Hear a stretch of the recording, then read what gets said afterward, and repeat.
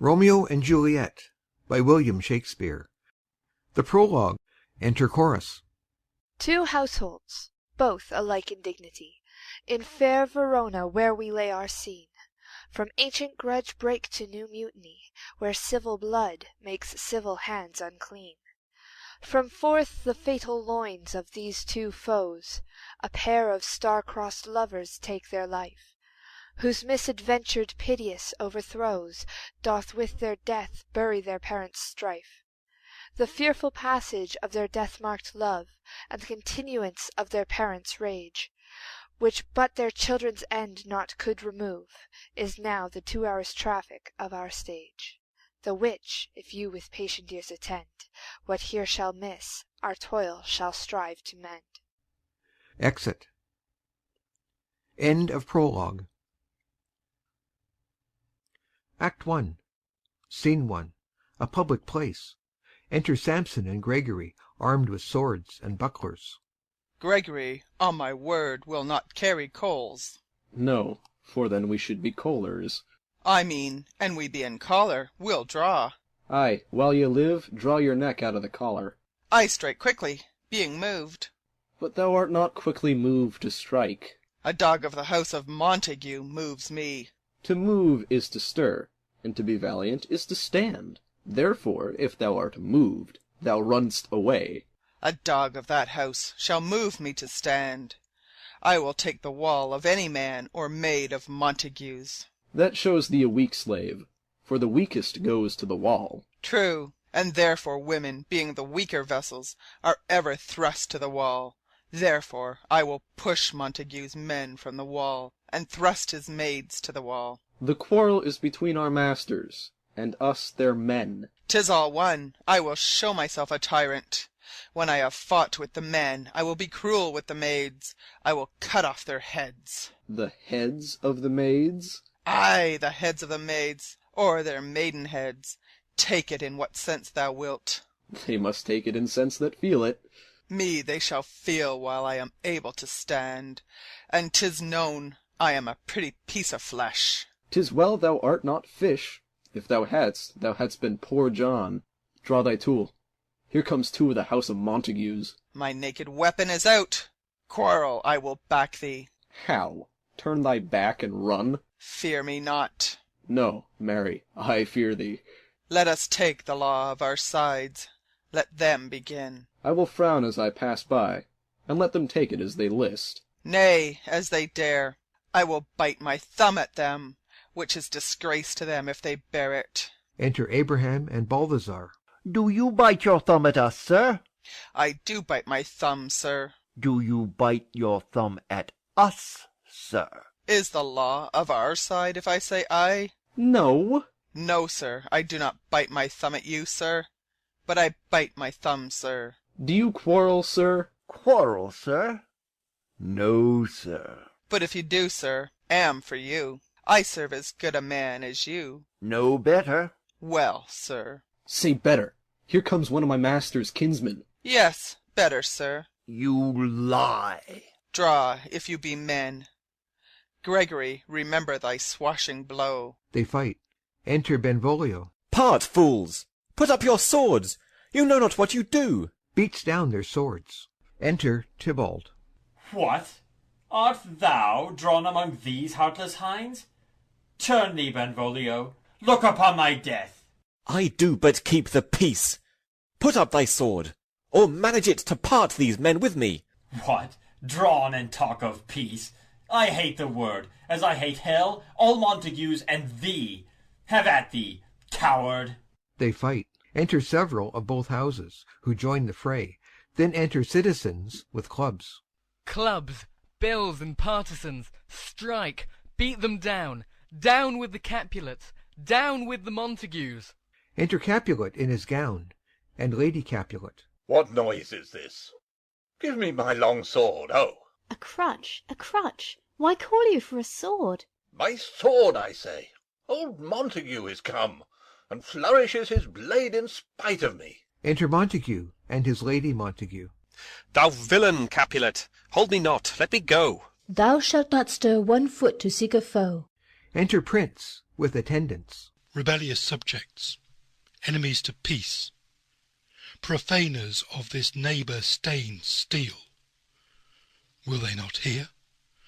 What, ho, you men, you beasts, that quench the fire of your pernicious rage, with purple fountains issuing from your veins, on pain of torture from those bloody hands, throw your mistempered weapons to the ground, and hear the sentence of your moved prince.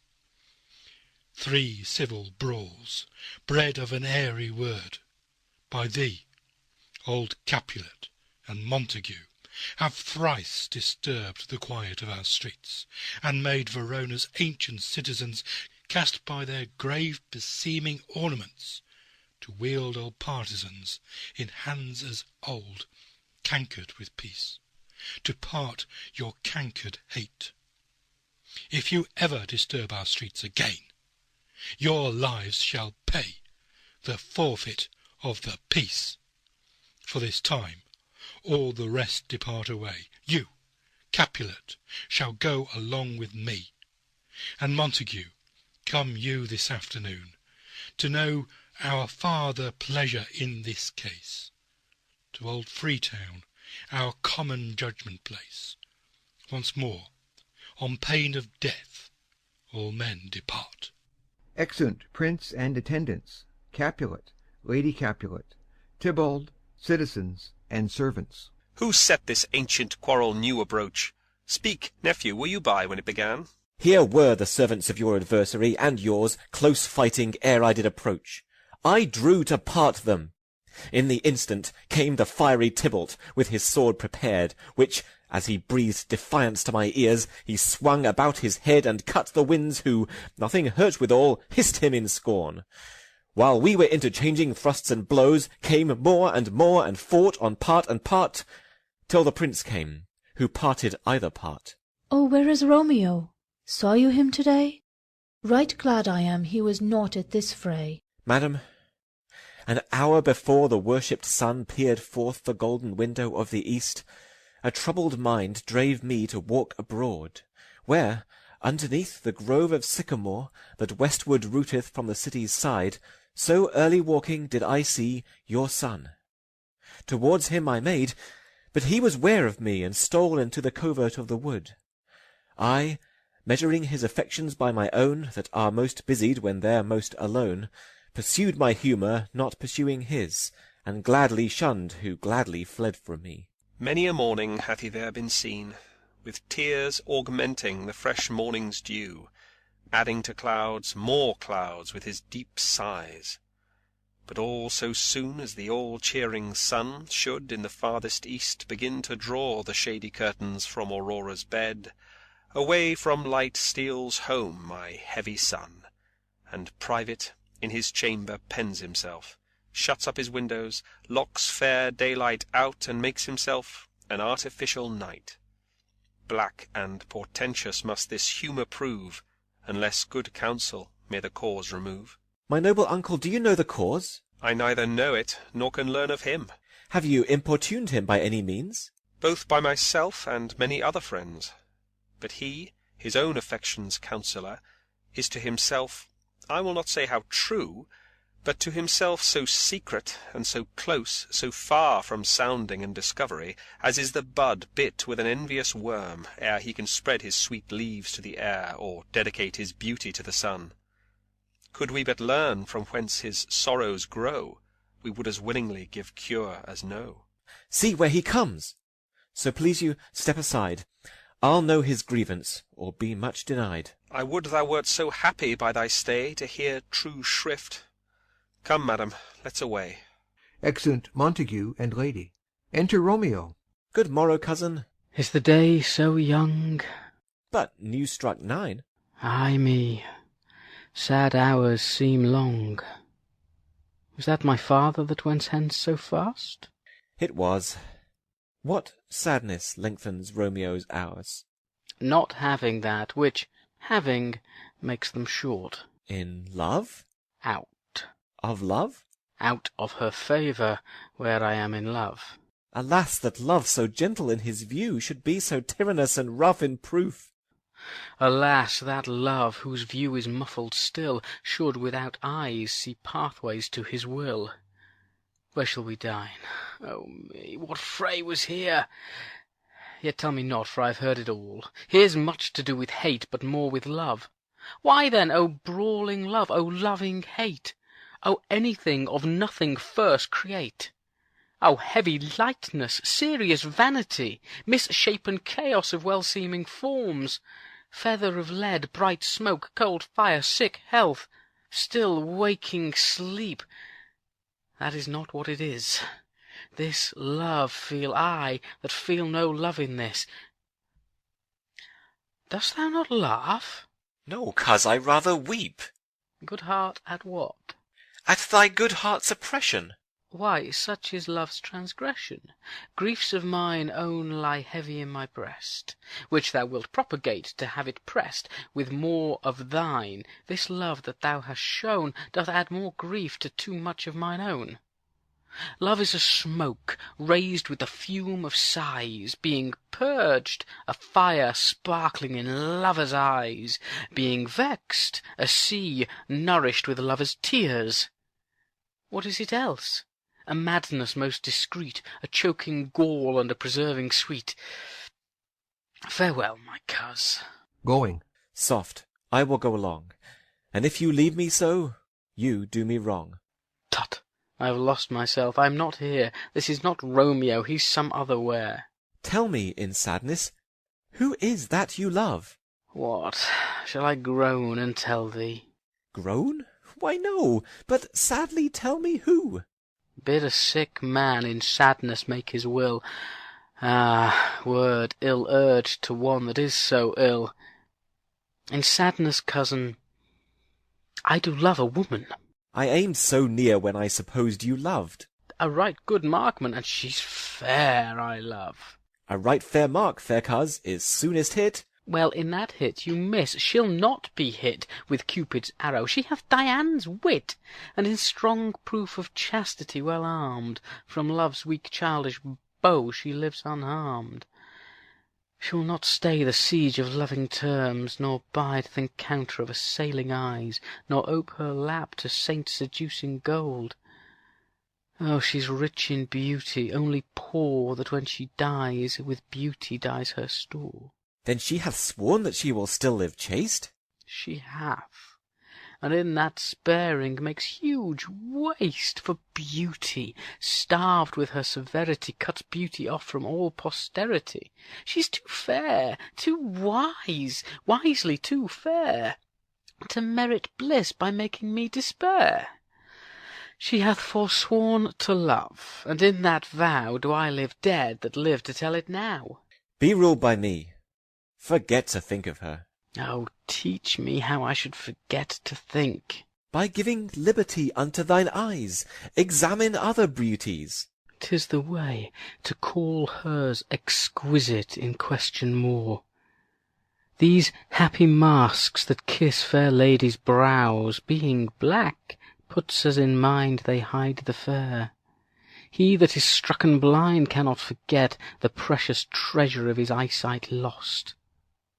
Show me a mistress that is passing fair. What doth her beauty serve but as a note where I may read who passed that passing fair? Farewell. Thou canst not teach me to forget. I'll pay that doctrine, or else die in debt. Exeunt. Scene 2. A street. Enter Capulet, Paris, and servant. But Montague is bound as well as I, in penalty alike. 'Tis not hard, I think, for men so old as we to keep the peace. Of honourable reckoning are you both, and pity 'tis you lived at odds so long. But now, my lord, what say you to my suit? But saying all what I have said before. My child is yet a stranger in the world. She hath not seen the change of 14 years. Let 2 more summers wither in their pride, ere we may think her right to be a bride. Younger than she are happy mothers made. And too soon marred are those so early made. The earth hath swallowed all my hopes but she. She is the hopeful lady of my earth. But woo her, gentle Paris, get her heart. My will to her consent is but a part, and she agree, within her scope of choice lies my consent, and fair according voice. This night I hold an old accustomed feast, whereto I have invited many a guest, such as I love. And you among the store, one more, most welcome makes my number more. At my poor house look to behold this night earth-treading stars that make dark heaven light. Such comfort as do lusty young men feel when well-apparelled April on the heel of limping winter treads. Even such delight among fresh female buds shall you this night inherit at my house. Hear all see, and like her most whose merit most shall be. Which among view of many, mine, being one, may stand in number, though in reckoning none. Come, go with me. Go, Sirrah, trudge about through fair Verona. Find those persons out whose names are written there. Gives a paper. And to them say, my house and welcome on their pleasure stay. Exeunt Capulet and Paris. Find them out whose names are written here. It is written that the shoemaker should meddle with his yard, and the tailor with his last, the fisher with his pencil, and the painter with his nets. But I am sent to find those persons whose names are here writ, and can never find what names the writing person hath here writ. I must to the learned in good time. Enter Benvolio and Romeo. Tut, man! One fire burns out another's burning. One pain is lessened by another's anguish. Turn giddy, and be holp by backward turning. One desperate grief cures with another's languish. Take thou some new infection to thy eye, and the rank poison of the old will die. Your plantain leaf is excellent for that. For what, I pray thee? For your broken shin. Why, Romeo, art thou mad? Not mad, but bound more than a madman is, shut up in prison, kept without my food, whipped and tormented, and— Godden, good fellow. God give Godden. I pray, sir, can you read? Ay, mine own fortune in my misery. Perhaps you have learned it without book. But I pray, can you read anything you see? Ay, if I know the letters and the language. Ye say honestly, rest ye merry. Stay, fellow. I can read. Reads. Signor Martino and his wife and daughters. County Anselmo and his beauteous sisters. The lady widow of Vitruvio. Signor Placencio and his lovely nieces. Mercutio and his brother Valentine. Mine uncle Capulet, his wife and daughters, my fair niece Rosaline, Livia, Signor Valencio and his cousin Tybalt, Lucio and the lively Helena. A fair assembly. Gives back the paper. Whither should they come? Up. Whither? To supper. To our house. Whose house? My master's. Indeed, I should have asked you that before. Now I'll tell you without asking. My master is the great rich Capulet, and if you be not of the house of Montagues, I pray, come and crush a cup of wine. Rest you merry. Exit. At this same ancient feast of Capulets sups the fair Rosaline whom thou so lovest, with all the admired beauties of Verona. Go thither, and with unattainted eye compare her face with some that I shall show, and I will make thee think thy swan a crow. When the devout religion of mine eye maintains such falsehood, then turn tears to fires. And these, who often drowned, could never die, transparent heretics, be burnt for liars. One fairer than my love? The all-seeing sun ne'er saw her match since first the world begun. Tut, you saw her fair, none else being by, herself poised with herself in either eye. But in that crystal scales let there be weighed your lady's love against some other maid, that I will show you shining at this feast, and she shall scant show well that now shows best. I'll go along, no such sight to be shown, but to rejoice in splendour of my own. Exeunt. Scene 3. Room in Capulet's house. Enter Lady Capulet and Nurse. Nurse, where's my daughter? Call her forth to me. Now by my maidenhead, at 12-year-old, I bade her come. What lamb? What ladybird? God forbid, where's this girl? What, Juliet? Enter Juliet. How now? Who calls? Your mother. Madam, I am here. What is your will? This is the matter. Nurse, give leave a while, we must talk in secret. Nurse, come back again. I have remembered me. Thou's hear our counsel. Thou knowest my daughter's of a pretty age. Faith, I can tell her age unto an hour. She's not 14. I'll lay 14 of my teeth. And yet, to my teen it be spoken, I have but 4. She is not 14. How long is it now to Lammastide? A fortnight, and odd days. Even or odd of all days in the year, come Lammas Eve at night, she shall be 14. Susan and she, God rest all Christian souls, were of an age. Well, Susan is with God. She was too good for me. But as I said, on Lammas Eve at night shall she be 14. That she may, Mary, I remember it well. 'Tis since the earthquake now 11 years, and she was weaned. I never shall forget it, of all the days of the year, upon that day, for I had then laid wormwood to my dug, sitting in the sun under the dove-house wall. My lord and you were then at Mantua. Nay, I do bear a brain, but as I said, when it did taste the wormwood on the nipple of my dug, and felt it bitter, pretty fool, to see it tetchy, and fall out with the dug. Shake, quoth the dove-house, 'twas no need, I trow, to bid me trudge. And since that time it is 11 years, for then she could stand alone. Nay, by the rood, she could have run and waddled all about. For even the day before she broke her brow, and then my husband, God be with his soul, was a merry man, took up the child. Yea, quoth he, dost thou fall upon thy face?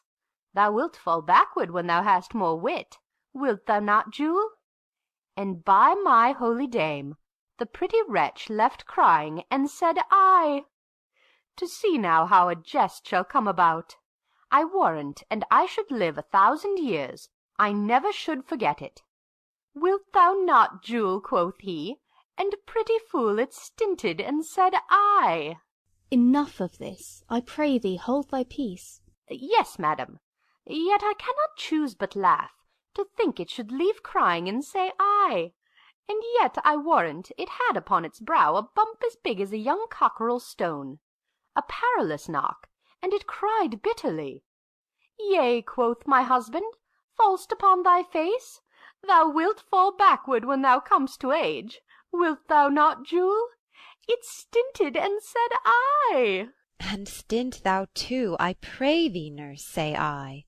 Peace, I have done. Thou wast the prettiest babe that e'er I nursed, and I might live to see thee married once I have my wish. Marry, that marry is the very theme I came to talk of. Tell me, daughter Juliet, how stands your disposition to be married? It is an honour that I dream not of. An honour! Were not I thine only nurse, I would say thou hadst sucked wisdom from thy teat. Well, think of marriage now. Younger than you, here in Verona, ladies of esteem, are made already mothers. By my count, I was your mother much upon these years that you are now a maid. Thus, then, in brief, the valiant Paris seeks you for his love. A man, young lady, such a man as all the world. Why, he's a man of wax. Verona's summer hath not such a flower. Nay, he's a flower, in faith, a very flower. What say you? Can you love the gentleman? This night you shall behold him at our feast. Read o'er the volume of young Paris's face, and find delight writ there with beauty's pen. Examine every married lineament, and see how one another lends content, and what obscured in this fair volume lies, find written in the margent of his eyes. This precious book of love, this unbound lover, to beautify him only lacks a cover. The fish lives in the sea, and 'tis much pride for fair without the fair within to hide. That book in many's eyes doth share the glory, that in gold clasps locks in the golden story. So shall you share all that he doth possess, by having him, making yourself no less. No less, nay, bigger. Women grow by men. Speak briefly. Can you like of Paris's love? I'll look to like, if looking liking move. But no more deep will I endart mine eye than your consent gives strength to make it fly. Enter a servant. Madam, the guests are come, supper served up. You called, my young lady asked for, the nurse cursed in the pantry, and everything in extremity. I must hence to wait. I beseech you follow straight. We follow thee. Exit servant. Juliet, the county stays. Go, girl. Seek happy nights to happy days. Exit. Scene 4.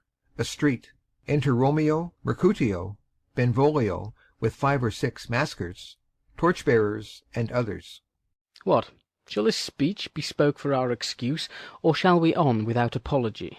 The date is out of such prolixity. We'll have no Cupid hoodwinked with a scarf, bearing a Tartar's painted bow of lath, scaring the ladies like a crow-keeper, nor no without-book prologue faintly spoke after the prompter for our entrance. But let them measure us by what they will. We'll measure them a measure, and be gone. Give me a torch. I'm not for this ambling. Being but heavy, I will bear the light. Nay, gentle Romeo, we must have you dance. Not I, believe me. You have dancing shoes with nimble soles. I have a soul of lead, so stakes me to the ground I cannot move. You are a lover. Borrow Cupid's wings, and soar with them above a common bound. I am too sore and pierced with his shaft to soar with his light feathers, and so bound I cannot bound a pitch above dull woe. Under love's heavy burden do I sink. And, to sink it in, should you burden love. Too great oppression for a tender thing. Is love a tender thing? It is too rough, too rude, too boisterous, and it pricks like thorn. If love be rough with you, be rough with love. Prick love for pricking, and you beat love down. Give me a case to put my visage in. Putting on a mask. A vizard for a vizard. What care I what curious eye doth quote deformities? Here are the beetle brows shall blush for me. Come, knock and enter, and no sooner in, but every man betake him to his legs. A torch for me. Let wantons, light of heart, tickle the senseless rushes with their heels, for I am proverbed with a grandsire phrase. I'll be a candle holder and look on. The game was ne'er so fair, and I am done. Tut, done's the mouse, the constable's own word. If thou art done, we'll draw thee from the mire of this, Sir Reverence, love, wherein thou stick'st up to the ears. Come, we burn daylight. Ho! Nay, that's not so. I mean, sir, in delay we waste our lights in vain, like lamps by day. Take our good meaning, for our judgment sits 5 times in that, ere once in our 5 wits. And we mean well in going to this mask, but 'tis no wit to go. Why, may one ask? I dreamt a dream to-night. And so did I. Well, what was yours? That dreamers often lie. In bed asleep, while they do dream things true. Oh, then I see Queen Mab hath been with you. She is the fairies' midwife, and she comes in shape no bigger than an agate stone on the forefinger of an alderman, drawn with a team of little atomies athwart men's noses as they lie asleep. Her waggon spokes made of long spinner's legs, the cover of the wings of grasshoppers, the traces of the smallest spider's web, the collars of the moonshine's watery beams, her whip of cricket's bone, the lash of film, her waggoner a small grey-coated gnat, not half so big as a round little worm pricked from the lazy finger of a maid. Her chariot is an empty hazel-nut, made by the joiner's squirrel or old grub, time out of mind the fairies' coachmakers.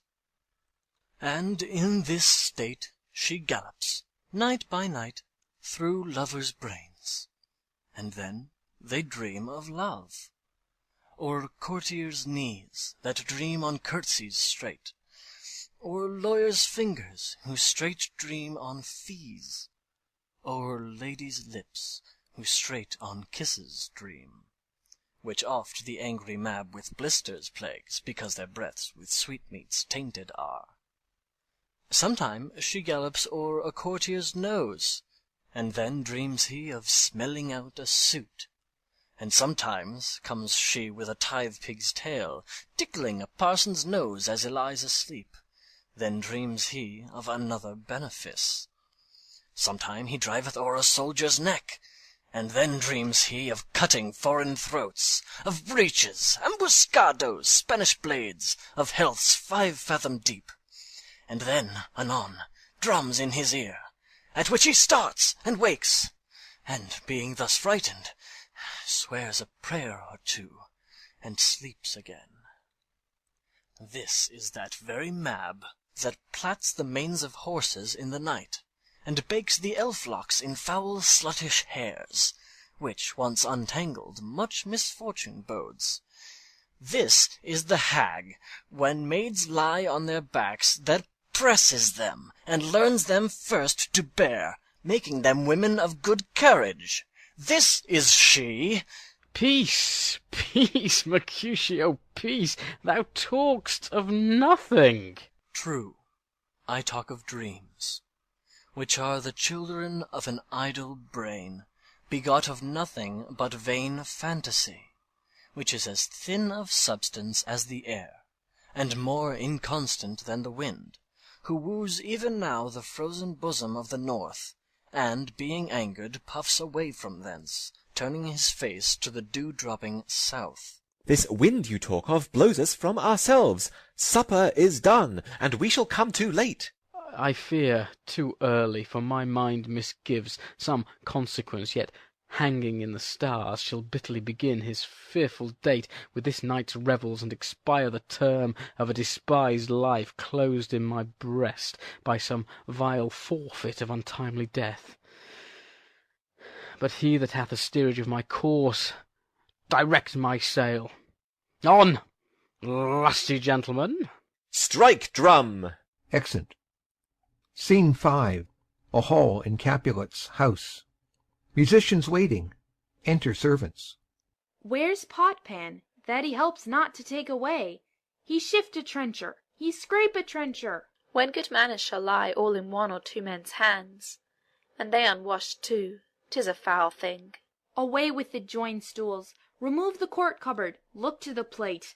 Good thou, save me a piece of marchpane, and as thou loves me, let the porter let in Susan Grindstone and Nell.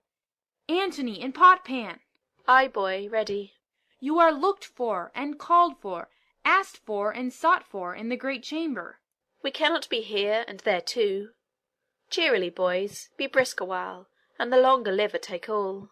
They retire behind. Enter Capulet and company, with the guests, the maskers. Welcome, gentlemen. Ladies that have their toes unplagued with corns will have a bout with you. Ah, my mistresses! Which of you all will now deny to dance? She that makes dainty, she, I'll swear, hath corns. Am I come near you now? Welcome, gentlemen. I have seen the day that I have worn a vizard, and could tell a whispering tale in a fair lady's ear, such as would please. 'Tis gone, 'tis gone, 'tis gone. You're welcome, gentlemen. Come, musicians, play. The hall, all give room, and foot it goes. Music plays, and they dance. More light, you knaves, and turn the tables up, and quench the fire. The room is grown too hot. Ah, sirrah, this unlooked-for sport comes well. Nay, sit, good cousin Capulet, for you and I are past our dancing days. How long is't now since last yourself and I were in a mask? By your lady, 30 years. What, man? 'Tis not so much, 'tis not so much. 'Tis since the nuptial of Lucentio. Come Pentecost as quickly as it will, some 25 years, and then we masked. 'Tis more, 'tis more. His son is elder, sir. His son is 30. Will you tell me that? His son was but a ward 2 years ago. What lady is that, which doth enrich the hand of yonder knight? I know not, sir. Oh, she doth teach the torches to burn bright. It seems she hangs upon the cheek of night, like a rich jewel in an Ethiop's ear. Beauty too rich for use, for earth too dear. So shows a snowy dove, trooping with crows, as yonder lady o'er her fellows shows. The measure done, I'll watch her place of stand, and touching hers make blessed my rude hand. Did my heart love till now? Forswear its sight, for I ne'er saw true beauty till this night. This, by his voice, should be a Montague. Fetch me my rapier, boy. What, dares the slave come hither, covered with an antic face, to fleer and scorn at our solemnity? Now, by the stock and honour of my kin, to strike him dead I hold it not a sin. Why, how now, kinsman? Wherefore storm you so? Uncle, this is a Montague, our foe, a villain, that is hither come in spite to scorn at our solemnity this night. Young Romeo, is it? 'Tis he, that villain, Romeo. Content thee, gentle cars, let him alone. He bears him like a portly gentleman, and to say truth, Verona brags of him to be a virtuous and well-governed youth. I would not for the wealth of all the town here in my house do him disparagement. Therefore be patient, take no note of him. It is my will, the which if thou respect, show a fair presence, and put off these frowns, an ill-beseeming semblance for a feast. It fits, when such a villain is a guest. I'll not endure him. He shall be endured. What, goodman boy? I say he shall. Go to. Am I the master here, or you? Go to. You'll not endure him? God shall mend my soul, you'll make a mutiny among my guests. You will set cock-a-hoop, you'll be the man. Why, uncle, 'tis a shame. Go to, go to. You are a saucy boy. Is't so, indeed? This trick may chance to scathe you. I know what, you must contrary me. Marry, 'tis time. Well said, my hearts. You are a princox. Go, be quiet, or... More light, more light. For shame, I'll make you quiet. What? Cheerily, my hearts. Patience, perforce with wilful choler meeting, makes my flesh tremble in their different greeting. I will withdraw, but this intrusion shall, now seeming sweet, convert to bitter gall. Exit. To Juliet. If I profane with my unworthiest hand this holy shrine, the gentle fine is this: my lips, two blushing pilgrims, ready stand to smooth that rough touch with a tender kiss. Good pilgrim, you do wrong your hand too much, which mannerly devotion shows in this. For saints have hands that pilgrims' hands do touch, and palm to palm is holy palmer's kiss. Have not saints lips, and holy palmers too? Ay, pilgrim, lips that they must use in prayer. Oh, then, dear saint, let lips do what hands do. They pray, grant thou, lest faith turn to despair. Saints do not move, though grant for prayer's sake. Then move not, while my prayer's effect I take. Thus from my lips by thine my sin is purged. Kissing her. Then have my lips the sin that they have took. Sin from my lips? O trespass sweetly urged, give me my sin again. You kiss by the book. Madam, your mother craves a word with you. What is her mother? Mary Bachelor, her mother is the lady of the house, and a good lady, and a wise and virtuous. I nursed her daughter that you talked withal. I tell you, he that can lay hold of her shall have the chinks. Is she a Capulet? Oh, dear account, my life is my foe's debt. Away, begone! The sport is at the best. Ay, so I fear. more is my unrest. Nay, gentlemen, prepare not to be gone. We have a trifling foolish banquet towards. Is Dean so? Why, then I thank you all. I thank you, honest gentlemen. Good night. More torches here. Come on, then. Let's to bed. Ah, sirrah. To second Capulet. By my fay, it waxes late. I'll to my rest. Exeunt all but Juliet and nurse. Come hither, nurse. What is yond gentleman? The son and heir of old Tiberio. What's he that now is going out of door? Marry, that I think be young Petruchio. What's he that follows there, that would not dance? I know not. Go ask his name. If he be married, my grave is like to be my wedding bed. His name is Romeo, and a Montague, the only son of your great enemy. My only love sprung from my only hate, too early seen unknown, and known too late. Prodigious birth of love it is to me, that I must love a loathed enemy. What's this? What's this? A rhyme I learned even now, of one I danced withal. One calls within. Juliet. Anon, anon. Come, let's away. The strangers are all gone. Exeunt. Enter chorus.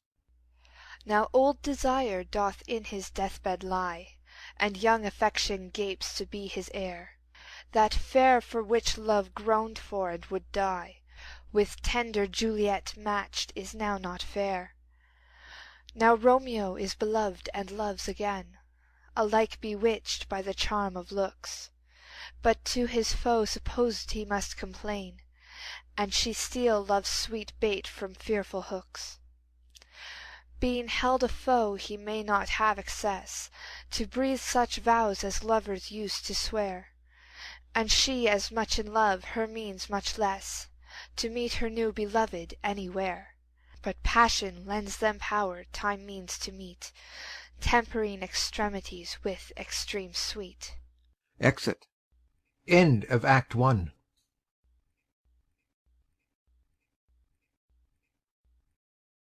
Act 2 of Romeo and Juliet by William Shakespeare. Act 2, Scene 1, an open place adjoining Capulet's garden. Enter Romeo. Can I go forward when my heart is here? Turn back, dull earth, and find thy centre out.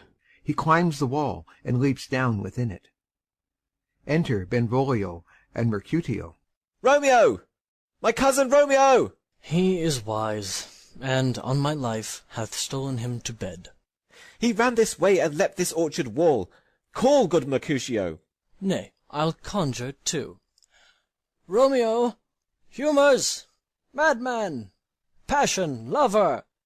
Appear thou in the likeness of a sigh. Speak but one rhyme, and I am satisfied. Cry but ah me! Pronounce but love and dove.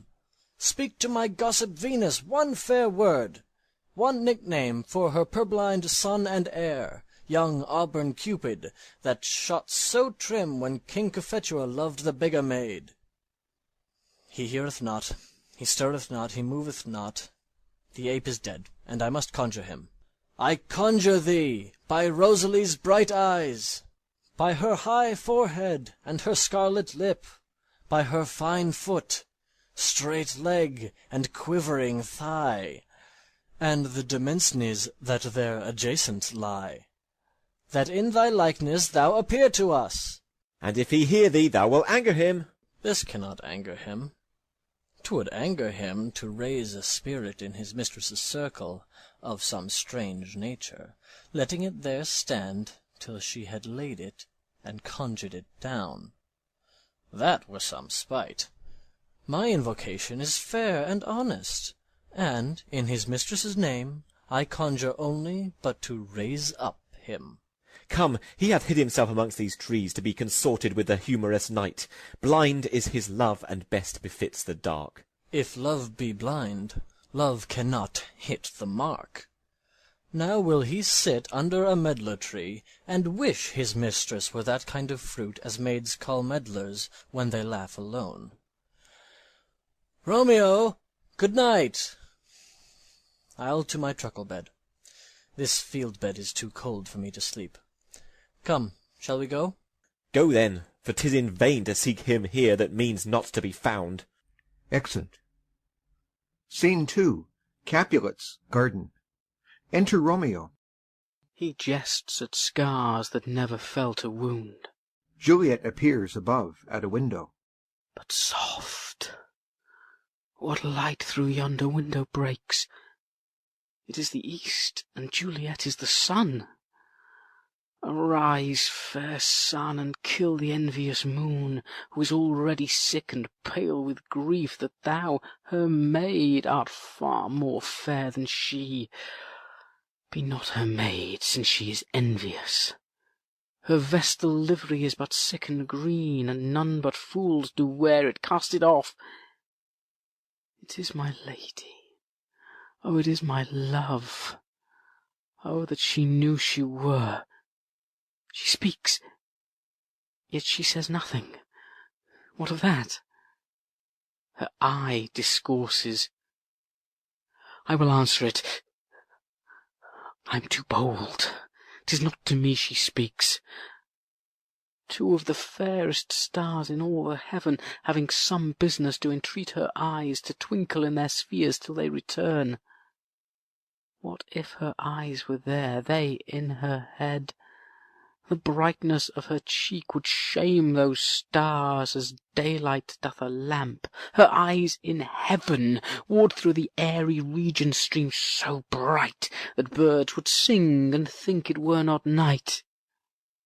See how she leans her cheek upon her hand.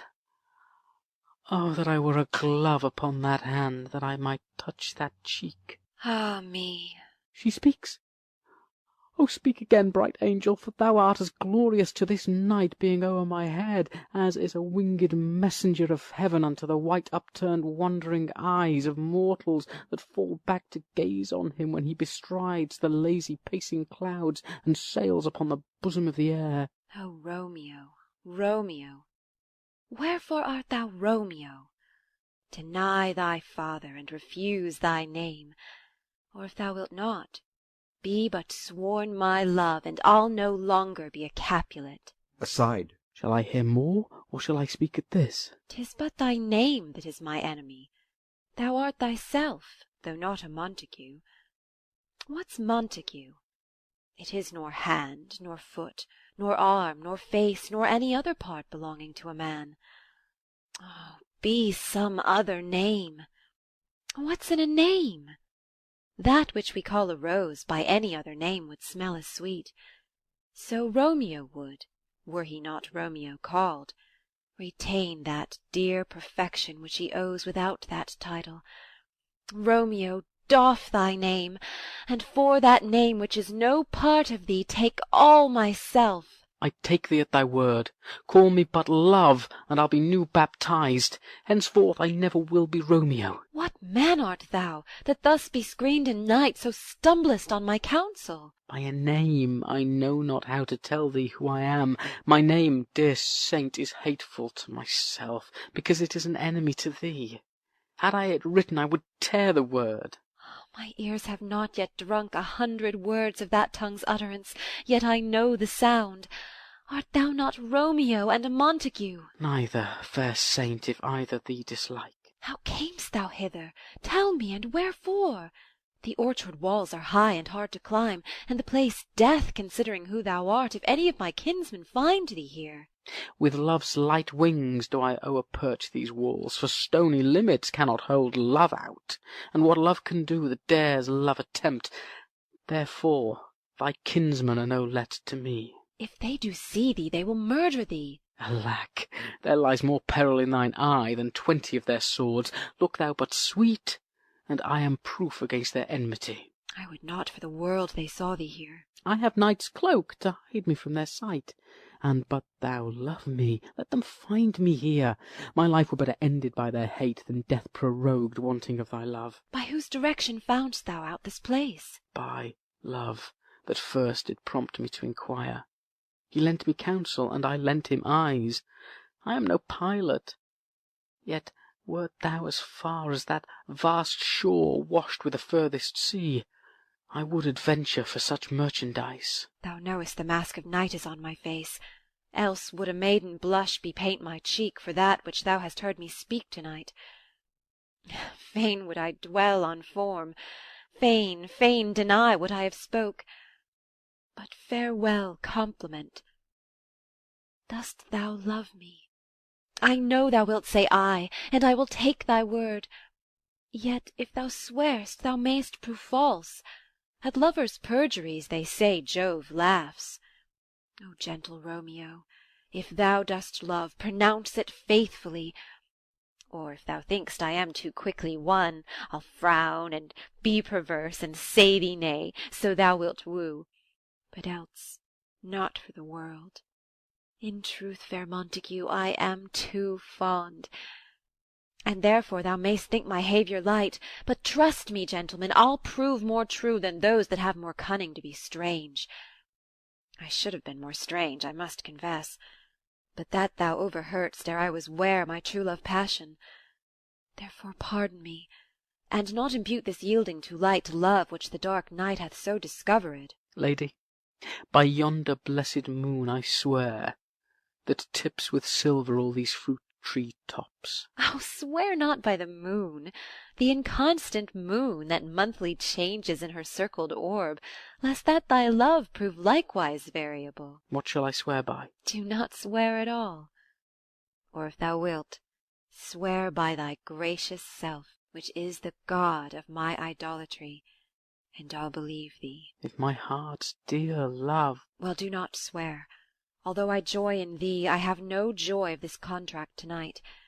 It is too rash, too unadvised, too sudden, too like the lightning, which doth cease to be ere one can say it lightens. Sweet good night. This bud of love by summer's ripening breath may prove a beauteous flower when next we meet. Good night, good night. As sweet repose and rest come to thy heart as that within my breast. Oh, wilt thou leave me so unsatisfied? What satisfaction canst thou have to-night? The exchange of thy love's faithful vow for mine. I gave thee mine before thou didst request it, and yet I would it were to give again. Wouldst thou withdraw it? What purpose, love? But to be frank, and give it thee again. And yet I wish but for the thing I have. My bounty is as boundless as the sea, my love as deep. The more I give to thee, the more I have, for both are infinite.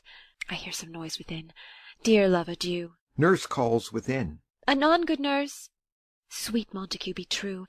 Stay but a little, I will come again. Exit. Oh, blessed, blessed night, I am afeard, being in night. All this is but a dream, too flattering sweet to be substantial. Enter Juliet above. 3 words, dear Romeo, and good night indeed. If that thy bent of love be honourable, thy purpose marriage, send me word to-morrow by one that I'll procure to come to thee, where and what time thou wilt perform the rite. And all my fortunes at thy foot I'll lay, and follow thee, my lord, throughout the world. Within. Madam! I come anon. But if thou mean'st not well, I do beseech thee. Within. Madam! By and by I come. To cease thy suit and leave me to my grief, to-morrow will I send. So thrive my soul. 1,000 times good night. Exit. 1,000 times the worse to want thy light. Love goes toward love as schoolboys from their books, but love from love toward school with heavy looks. Retiring slowly. Re-enter Juliet above. Hist, Romeo, hist! Oh, for a falconer's voice to lure this tassel gentle back again! Bondage is hoarse and may not speak aloud, else would I tear the cave where Echo lies, and make her airy tongue more hoarse than mine, with repetition of my Romeo's name. It is my soul that calls upon my name. How silver sweet sound lovers' tongues by night, like softest music to attending ears. Romeo! My dear? At what o'clock to-morrow shall I send to thee? At the hour of 9. I will not fail. 'Tis 20 years till then. I have forgot why I did call thee back. Let me stand here till thou remember it. I shall forget to have thee still stand there, remembering how I love thy company. And I'll still stay, to have thee still forget, forgetting any other home but this. 'Tis almost morning. I would have thee gone, and yet no farther than a wanton's bird that lets it hop a little from her hand like a poor prisoner in his twisted gyves, and with a silk thread plucks it back again, so loving jealous of his liberty. I would I were thy bird. Sweet, so would I, yet I should kill thee with much cherishing. Good night, good night. Parting is such sweet sorrow, that I shall say good night till it be morrow. Exit. Sleep. Dwell upon thine eyes, peace in thy breast. Would I were sleep and peace, so sweet to rest.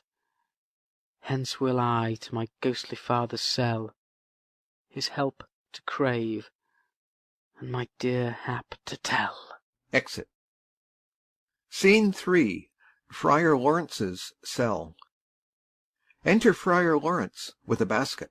The green-eyed morn smiles on the frowning night, checkering the eastern clouds with streaks of light, and flecked darkness like the drunkard reels from forth day's path and Titan's fiery wheels.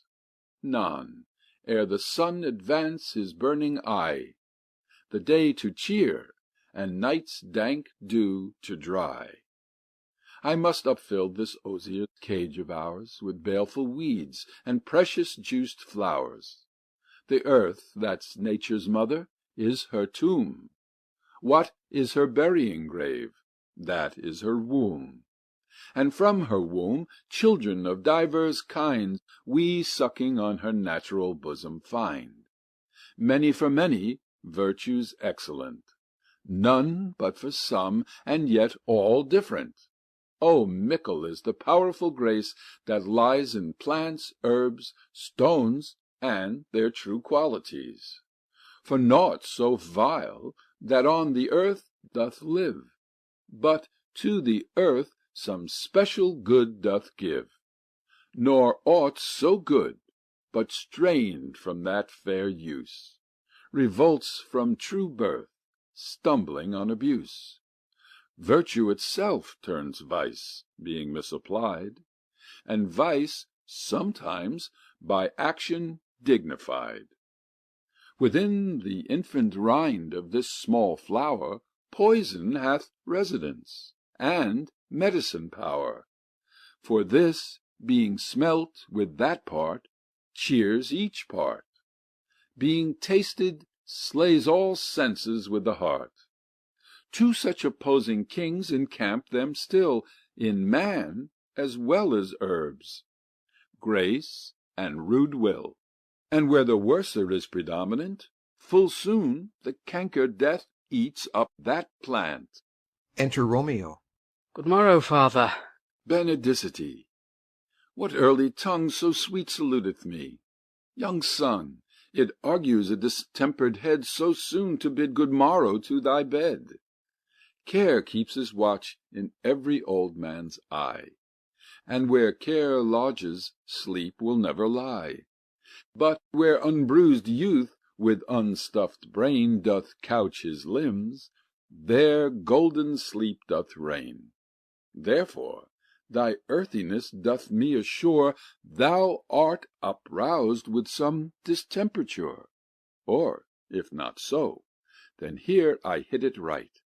Our Romeo hath not been to bed to-night. That last is true, the sweeter rest was mine. God pardon sin. Wast thou with Rosalind? With Rosaline, my ghostly father? No, I have forgot that name and that name's woe. That's my good son. But where hast thou been, then? I'll tell thee ere thou ask it me again.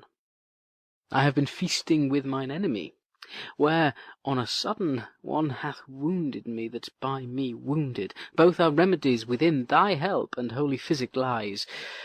I bear no hatred, blessed man, for, lo, my intercession likewise steads my foe. Be plain, good son, and homily in thy drift. Riddling confession finds but riddling shrift. Then plainly know my heart's dear love is set on the fair daughter of rich Capulet, As mine on hers, so hers is set on mine, and all combined, save what thou must combine by holy marriage. When, and where, and how we met, we wooed, and made exchange of vow, I'll tell thee as we pass. But this I pray, that thou consent to marry us today. Holy Saint Francis, what a change is here! Is Rosalind that thou didst love so dear, so soon forsaken?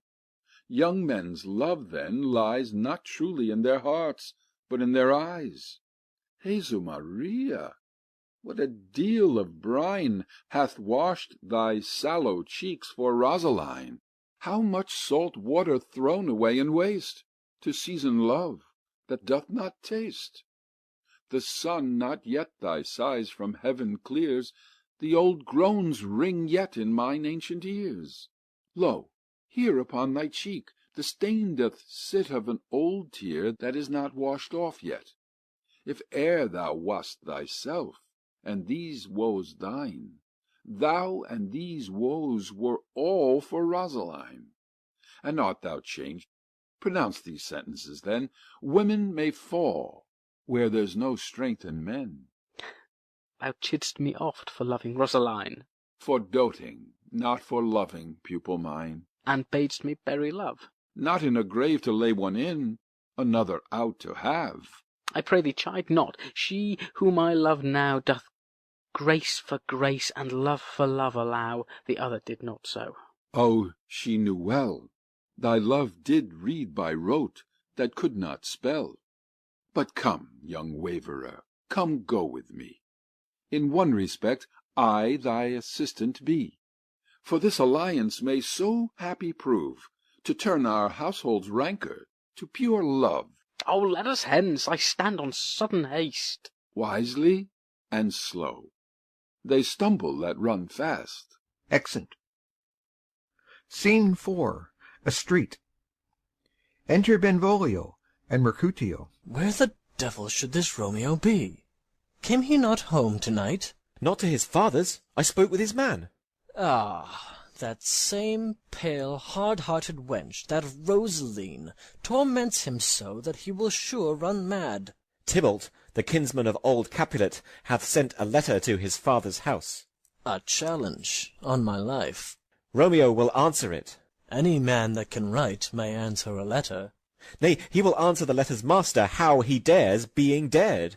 Alas, poor Romeo, he is already dead, stabbed with a white wench's black eye, shot through the ear with a love song, the very pin of his heart cleft with the blind bow-boy's butt-shaft. And is he a man to encounter Tybalt? Why, what is Tybalt? More than a prince of cats, I can tell you. Oh, he's the courageous captain of compliments. He fights as you sing prick-song, keeps time, distance, and proportion. Rests me his minim rest. 1, 2, and the third in your bosom. The very butcher of a silk button, a duellist, a gentleman of the very first house, of the first and second cause. Ah, the immortal passado, the punto reverso, the hay. The what? The pox of such antic, lisping, affected fantasticos. These new tuners of accents. By Jesu, a very good blade, a very tall man, a very good whore. Why, is not this a lamentable thing, grandsire, that we should be thus afflicted with these strange flies, these fashion-mongers, these pardonnez-mois, who stand so much on the new form that they cannot sit at ease on the old bench? Oh, their bonds, their bonds! Here comes Romeo! Here comes Romeo! Without his roe, like a dried herring. O flesh, flesh, how art thou fishified! Now is he for the numbers that Petrarch flowed in. Laura to his lady was but a kitchen wench. Marry, she had a better love to berhyme her. Dido a dowdy, Cleopatra a gypsy, Helen and Hero, Hildings and harlots. Thisbe, a grey eye or so, but not to the purpose. Enter Romeo. Signor Romeo, bonjour. There's a French salutation to your French slop. You gave us the counterfeit fairly last night. Good morrow to you both. What counterfeit did I give you? The slip, sir, the slip. Can you not conceive? Pardon, good Mercutio, my business was great, and in such a case as mine a man may strain courtesy. That's as much to say, such a case as yours constrains a man to bow in the hams. Meaning to courtesy. Thou hast most kindly hit it. A most courteous exposition. Nay, I am the very pink of courtesy. Pink for flower. Right. Why then, is my pump well flowered? Well said. Follow me this jest now, till thou hast worn out thy pump, that when the single soul of it is worn, the jest may remain, after the wearing, soul singular. Oh, single-souled jest, solely singular for the singleness. Come between us, good Benvolio, my wits faint. Swits and spurs, or I'll cry a match. Nay, if thy wits run the wild goose chase, I have done. For thou hast more of the wild goose in one of thy wits than, I am sure, I have in my whole 5. Was I with you there for the goose? Thou wast never with me for anything, when thou wast not there for the goose.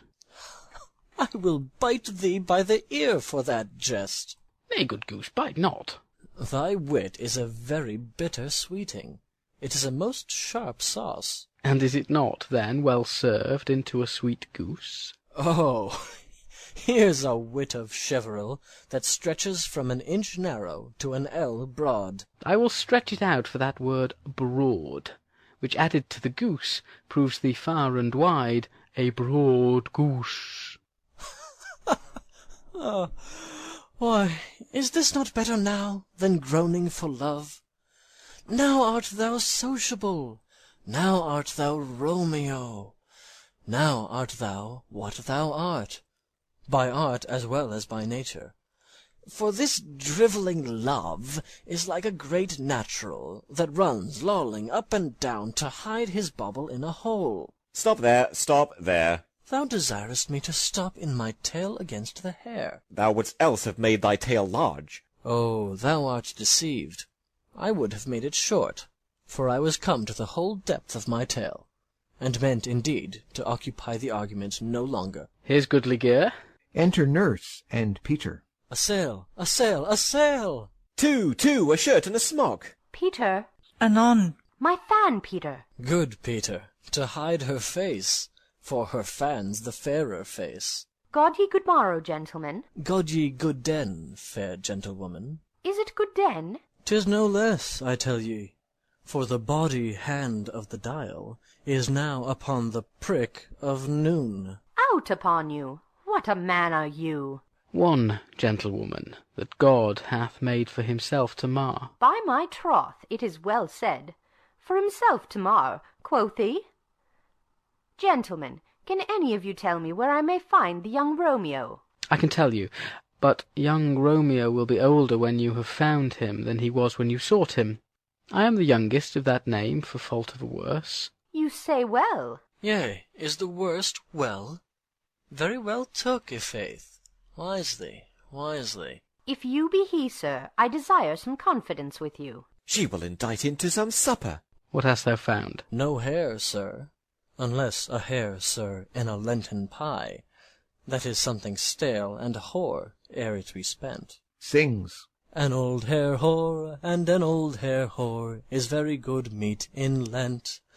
But a hare that is hoar is too much for a score when it whores ere it be spent. Romeo, will you come to your father's?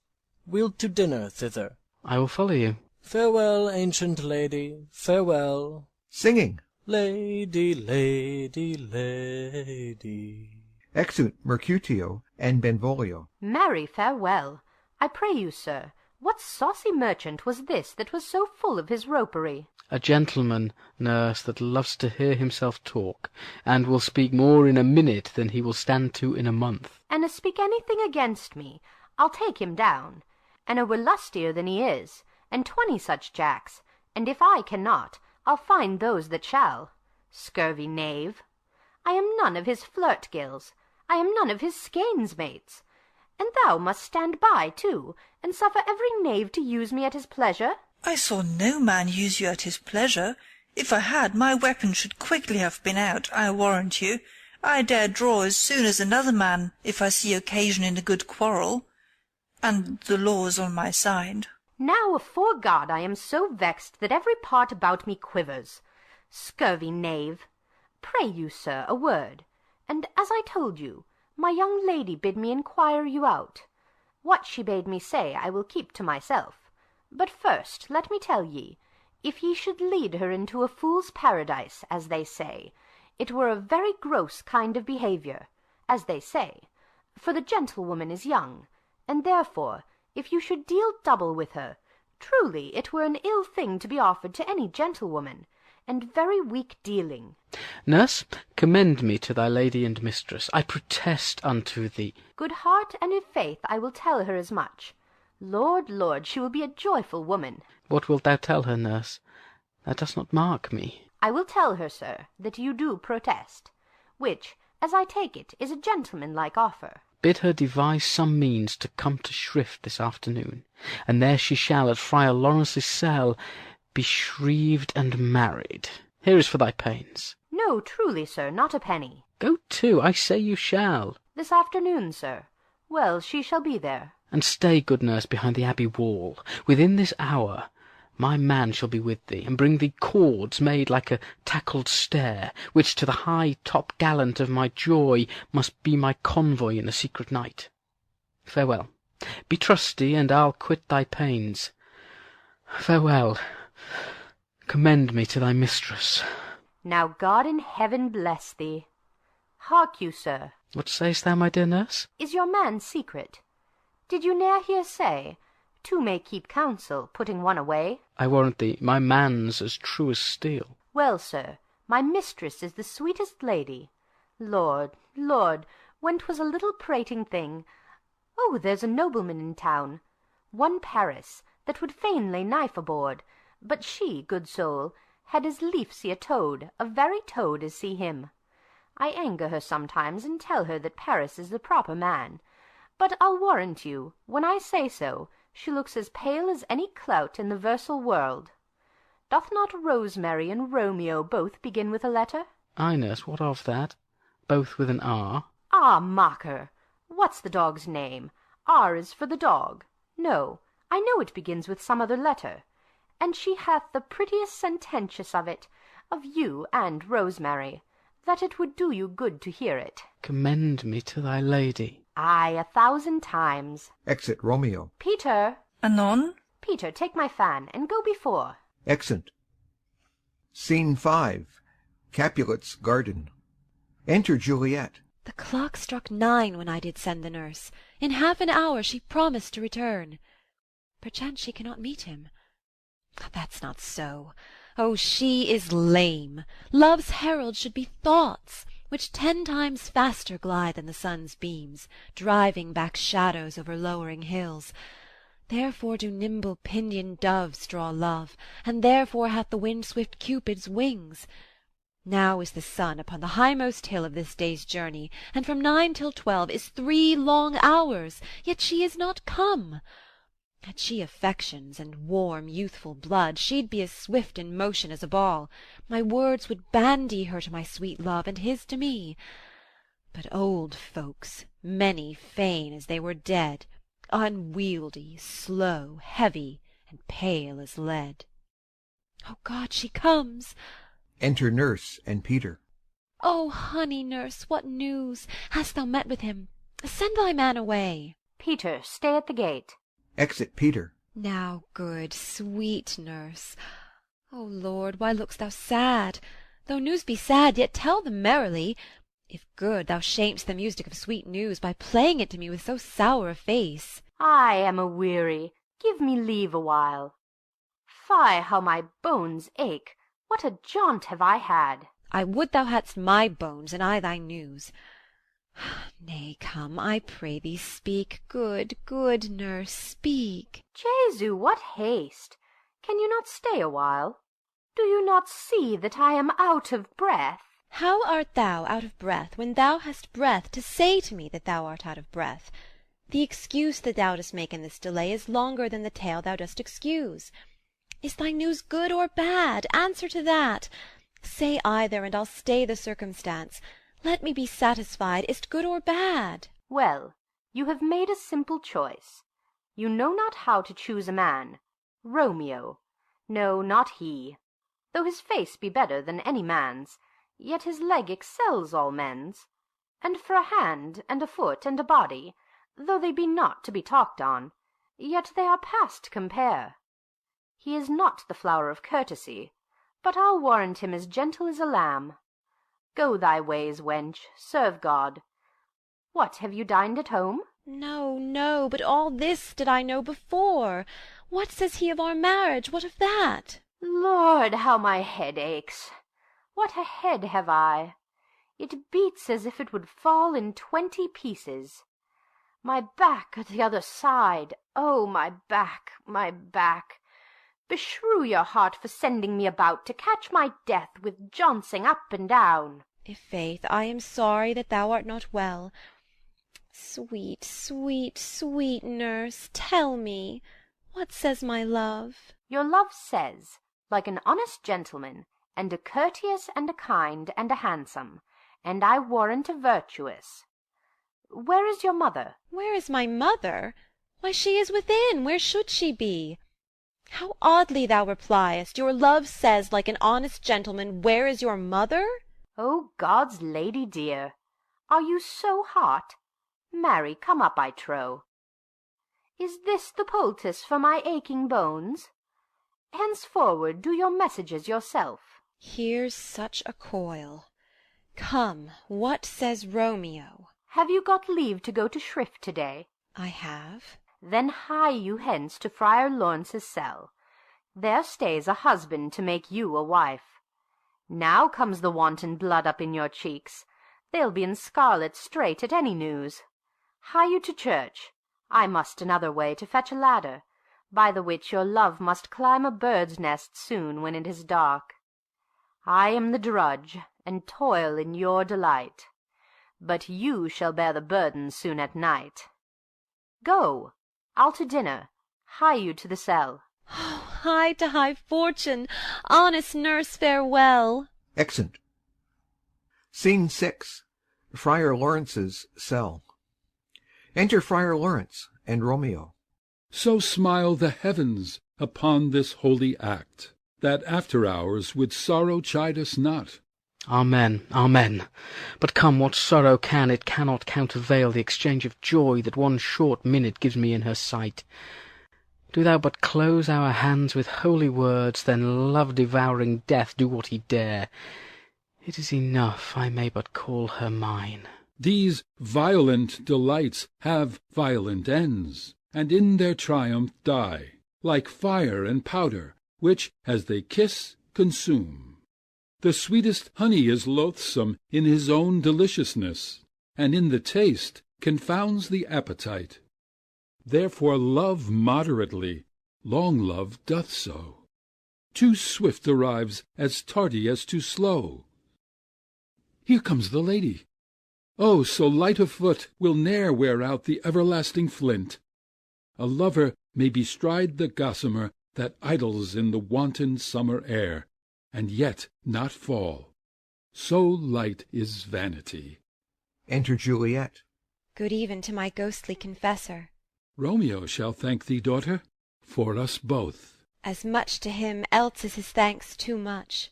Ah, Juliet, if the measure of thy joy be heaped like mine, and that thy skill be more to blazon it, then sweeten with thy breath this neighbour air, and let rich music's tongue unfold the imagined happiness that both receive in either by this dear encounter. Conceit, more rich in matter than in words, brags of his substance, not of ornament. They are but beggars that can count their worth. But my true love is grown to such excess, I cannot sum up sum of half my wealth. Come with me, and we will make short work. For by your leaves you shall not stay alone, till Holy Church incorporate two in one. Exeunt. End of Act 2.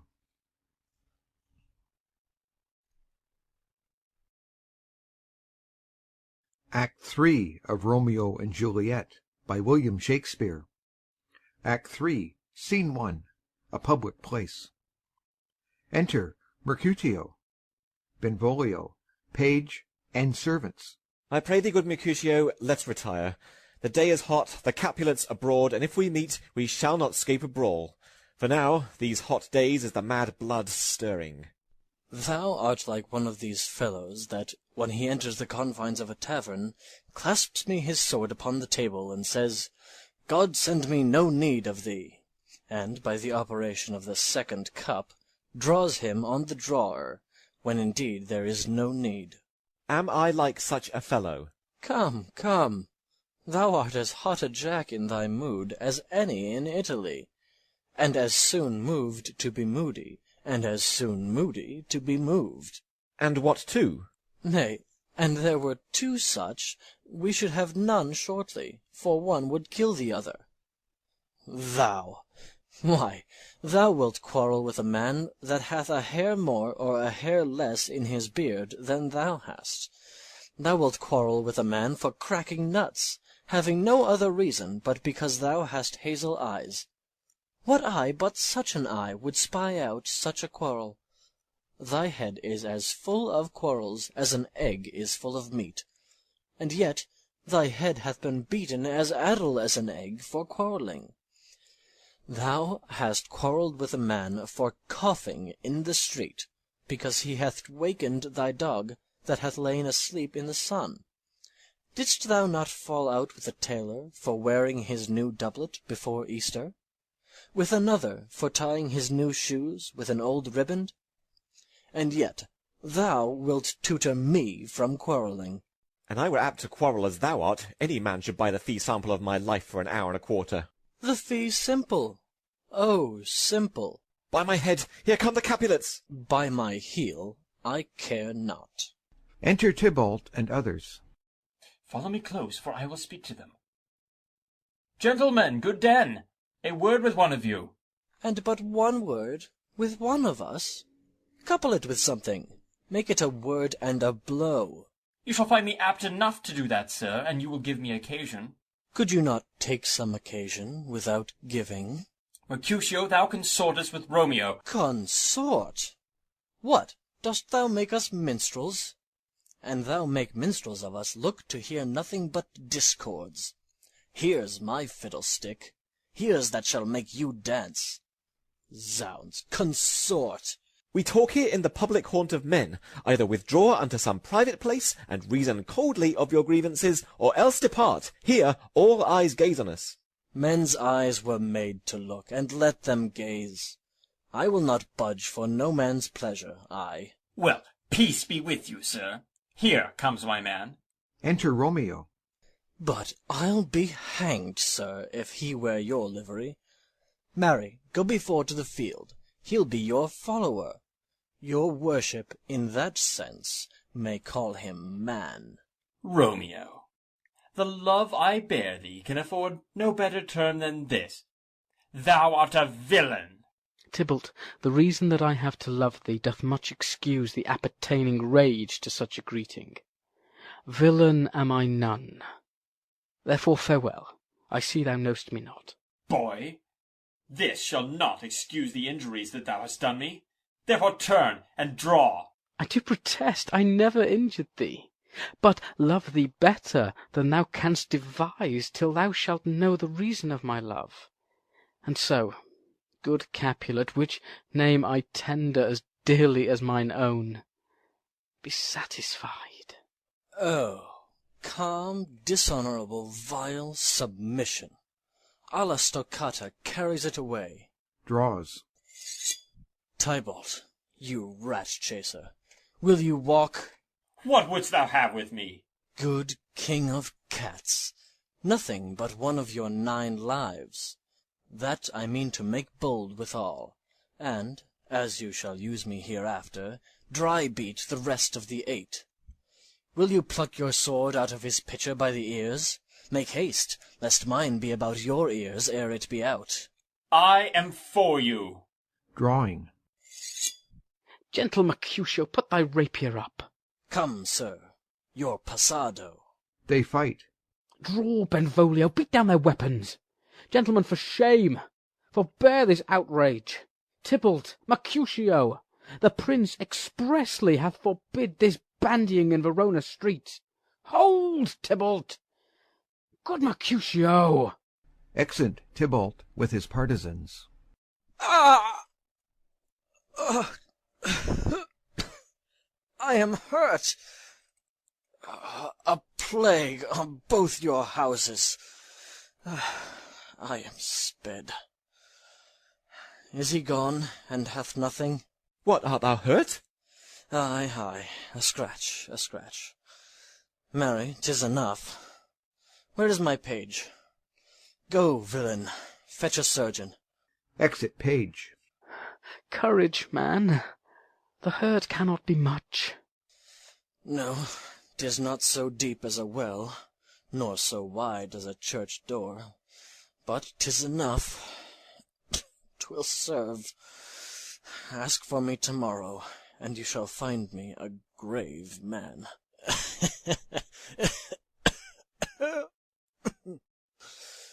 I am peppered, I warrant, for this world. A plague on both your houses. Zounds, a dog, a rat, a mouse, a cat to scratch a man to death.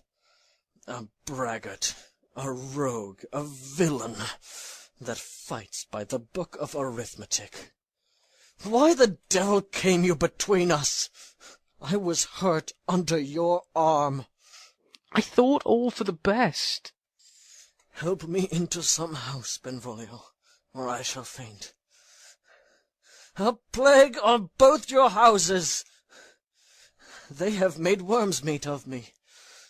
I have it, and soundly, too. Your houses! Exit Mercutio and Benvolio. This gentleman, the prince's near ally, my very friend, hath got his mortal hurt in my behalf, my reputation stained with Tybalt's slander. Tybalt, that an hour hath been my kinsman. O sweet Juliet, thy beauty hath made me effeminate, and in my temper softened valour's steel. Re-enter Benvolio. O Romeo, Romeo, brave Mercutio's dead! That gallant spirit hath aspired the clouds, which too untimely here did scorn the earth. This day's black fate on more days doth depend. This but begins the woe others must end. Here comes the furious Tybalt back again. Alive in triumph, and Mercutio slain. Away to heaven respective lenity, and fire-eyed fury be my conduct now. Re-enter Tybalt. Now, Tybalt, take the villain back again that late thou gavest me. For Mercutio's soul is but a little way above our heads, staying for thine to keep him company. Either thou, or I, or both, must go with him. Thou, wretched boy, that didst consort him here, shalt with him hence. This shall determine that. They fight. Tybalt falls. Romeo, away, begone! The citizens are up, and Tybalt slain. Stand not amazed, the prince will doom thee death if thou art taken. Hence, begone, away! Oh, I am fortune's fool. Why dost thou stay? Exit Romeo. Enter citizens and company. Which way ran he that killed Mercutio? Tybalt, that murderer, which way ran he? There lies that Tybalt. Up, sir, go with me. I charge thee in the prince's name, obey. Enter Prince, attended, Montague, Capulet, their wives, and others. Where are the vile beginners of this fray? O noble prince, I can discover all the unlucky manage of this fatal brawl. There lies the man, slain by young Romeo, that slew thy kinsman, brave Mercutio. Tybalt, my cousin! O my brother's child! O prince! O husband! O the blood is spilled of my dear kinsman! Prince, as thou art true, for blood of ours, shed blood of Montague. O cousin, cousin! Benvolio, who began this bloody fray? Tybalt, here slain, whom Romeo's hand did slay. Romeo that spoke him fair bade him bethink how nice the quarrel was, and urged withal your high displeasure. All this uttered with gentle breath, calm look, knees humbly bowed, could not take truce with the unruly spleen of Tybalt, deaf to peace. But he that tilts with piercing steel at bold Mercutio's breast, who all as hot turns deadly point to point, and with a martial scorn one hand beats cold death aside, and with the other sends it back to Tybalt, whose dexterity retorts it. Romeo, he cries aloud, hold, hold, friends, part! And swifter than his tongue his agile arm beats down their fatal points, and twixt them rushes, underneath whose arm an envious thrust from Tybalt hit the life of stout Mercutio, and then Tybalt fled, but by and by comes back to Romeo, who had but newly entertained revenge, and to it they go like lightning. For ere I could draw to part them was stout Tybalt slain, and as he fell did Romeo turn and fly. This is the truth, or let Benvolio die. He is a kinsman to the Montague. Affection makes him false, he speaks not true. Some 20 of them fought in this black strife, and all those 20 could but kill one life. I beg for justice, which thou, prince, must give. Romeo slew Tybalt. Romeo must not live. Romeo slew him. He slew Mercutio, who now the price of his dear blood doth owe. Not Romeo, prince. He was Mercutio's friend. His fault concludes but what the law should end, the life of Tybalt. And for that offence, immediately we do exile him hence. I have an interest in your hate's proceeding. My blood for your rude brawls doth lie a-bleeding. But I'll immerse you with so strong a fine, that you shall all repent the loss of mine. I will be deaf to pleading and excuses. No tears nor prayers shall purchase out abuses. Therefore use none. Let Romeo hence in haste, else where he is found, that hour is his last. Bear hence this body, and attend our will.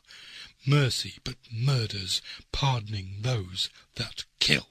Exeunt. Scene 2. A room in Capulet's house. Enter Juliet. Gallop apace, you fiery-footed steeds, towards Phoebus' lodging. Such a waggoner as Phaeton would whip you to the west, and bring in cloudy night immediately. Spread thy close curtain, love-performing night, that rude eyes may wink, and Romeo leap to these arms, untalked of and unseen. Lovers can see to do their amorous rites by their own beauties, or if love be blind, it best agrees with night. Come, civil night, thou sober-suited matron, all in black, and learn me how to lose a winning match played for a pair of stainless maidenhoods. Hood my unmanned blood, bating in my cheeks with thy black mantle, till strange love, grown bold, think true love acted simple modesty. Come, night, come, Romeo, come, thou day in night, for thou wilt lie upon the wings of night, whiter than new snow upon a raven's back. Come, gentle night, come, loving, black-browed night, give me my Romeo, and when he shall die, take him and cut him out in little stars, and he will make the face of heaven so fine that all the world will be in love with night, and pay no worship to the garish sun. Oh, I have bought the mansion of a love, but not possessed it, and though I am sold, not yet enjoyed. So tedious is this day as is the night before some festival to an impatient child that hath new robes and may not wear them. Oh, here comes my nurse, and she brings news, and every tongue that speaks but Romeo's name speaks heavenly eloquence. Enter Nurse with cords. Now, nurse, what news? What hast thou there? The cords that Romeo bid thee fetch? Ay, the cords. Throws them down. Ah me, what news? Why dost thou wring thy hands? Ah, well-a-day! He's dead, he's dead, he's dead! We are undone, lady, we are undone! Alack the day! He's gone, he's killed, he's dead! Can heaven be so envious? Romeo can, though heaven cannot. Oh, Romeo, Romeo! Who would ever have thought it? Romeo! What devil art thou that dost torment me thus? This torture should be roared in dismal hell. Hath Romeo slain himself? Say thou but I, and that bare vowel I shall poison more than the death-darting eye of cockatrice. I am not I, if there be such an eye, or those eyes shut that make the answer I. If he be slain, say I, or if not, no. Brief sounds determine of my weal or woe. I saw the wound, I saw it with mine eyes. God save the mark, here, on his manly breast. A piteous course, a bloody piteous course. Pale, pale as ashes, all bedaubed in blood, all in gore-blood. I swooned at the sight. Oh, break, my heart! Poor Bankrout, break at once! To prison eyes, ne'er look on liberty. Vile earth, to earth resign, end motion here, and thou and Romeo press one heavy bier. O Tybalt, Tybalt, the best friend I had! O courteous Tybalt, honest gentleman, that ever I should live to see thee dead! What storm is this that blows so contrary? Is Romeo slaughtered, and is Tybalt dead? My dear-loved cousin, and my dearer lord? Then dreadful trumpet, sound the general doom. For who is living if those two are gone? Tybalt is gone, and Romeo banished. Romeo that killed him, he is banished. O God! Did Romeo's hand shed Tybalt's blood? It did, alas, the day it did! O serpent heart hid with a flowering face! Did ever dragon keep so fair a cave? Beautiful tyrant, fiend angelical, dove-feathered raven, wolvish ravening lamb, despised substance of divinest show, just opposite to what thou justly seem'st, a damned saint, an honourable villain. O nature, what hadst thou to do in hell, when thou didst bower the spirit of a fiend in mortal paradise of such sweet flesh? Was ever book containing such vile matter so fairly bound? Oh, that deceit should dwell in such a gorgeous palace! There's no trust, no faith, no honesty in men.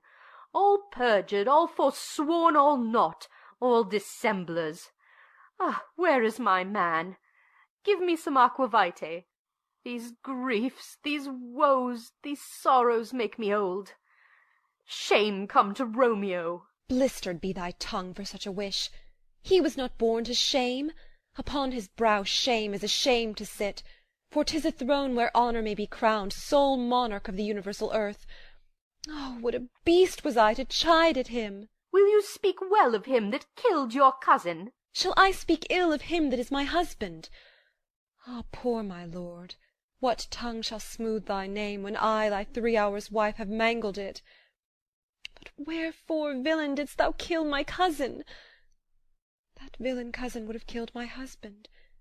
Back, foolish tears, back to your native spring. Your tributary drops belong to woe, which you, mistaking, offer up to joy. My husband lives, that Tybalt would have slain, and Tybalt's dead, that would have slain my husband. All this is comfort. Wherefore weep I then? Some word there was, worser than Tybalt's death, that murdered me. I would forget it fain. But oh, it presses to my memory like damned guilty deeds to sinners' minds. Tybalt is dead, and Romeo banished. That banished, that one word banished, hath slain 10,000 Tybalts. Tybalt's death was woe enough if it had ended there, or if sour woe delights in fellowship, and needly will be ranked with other griefs. Why followed not, when she said Tybalt's dead, thy father or thy mother, nay, or both, which modern lamentation might have moved? But with a rearward following Tybalt's death, Romeo is banished, To speak that word is father, mother, Tybalt, Romeo, Juliet, all slain, all dead. Romeo is banished.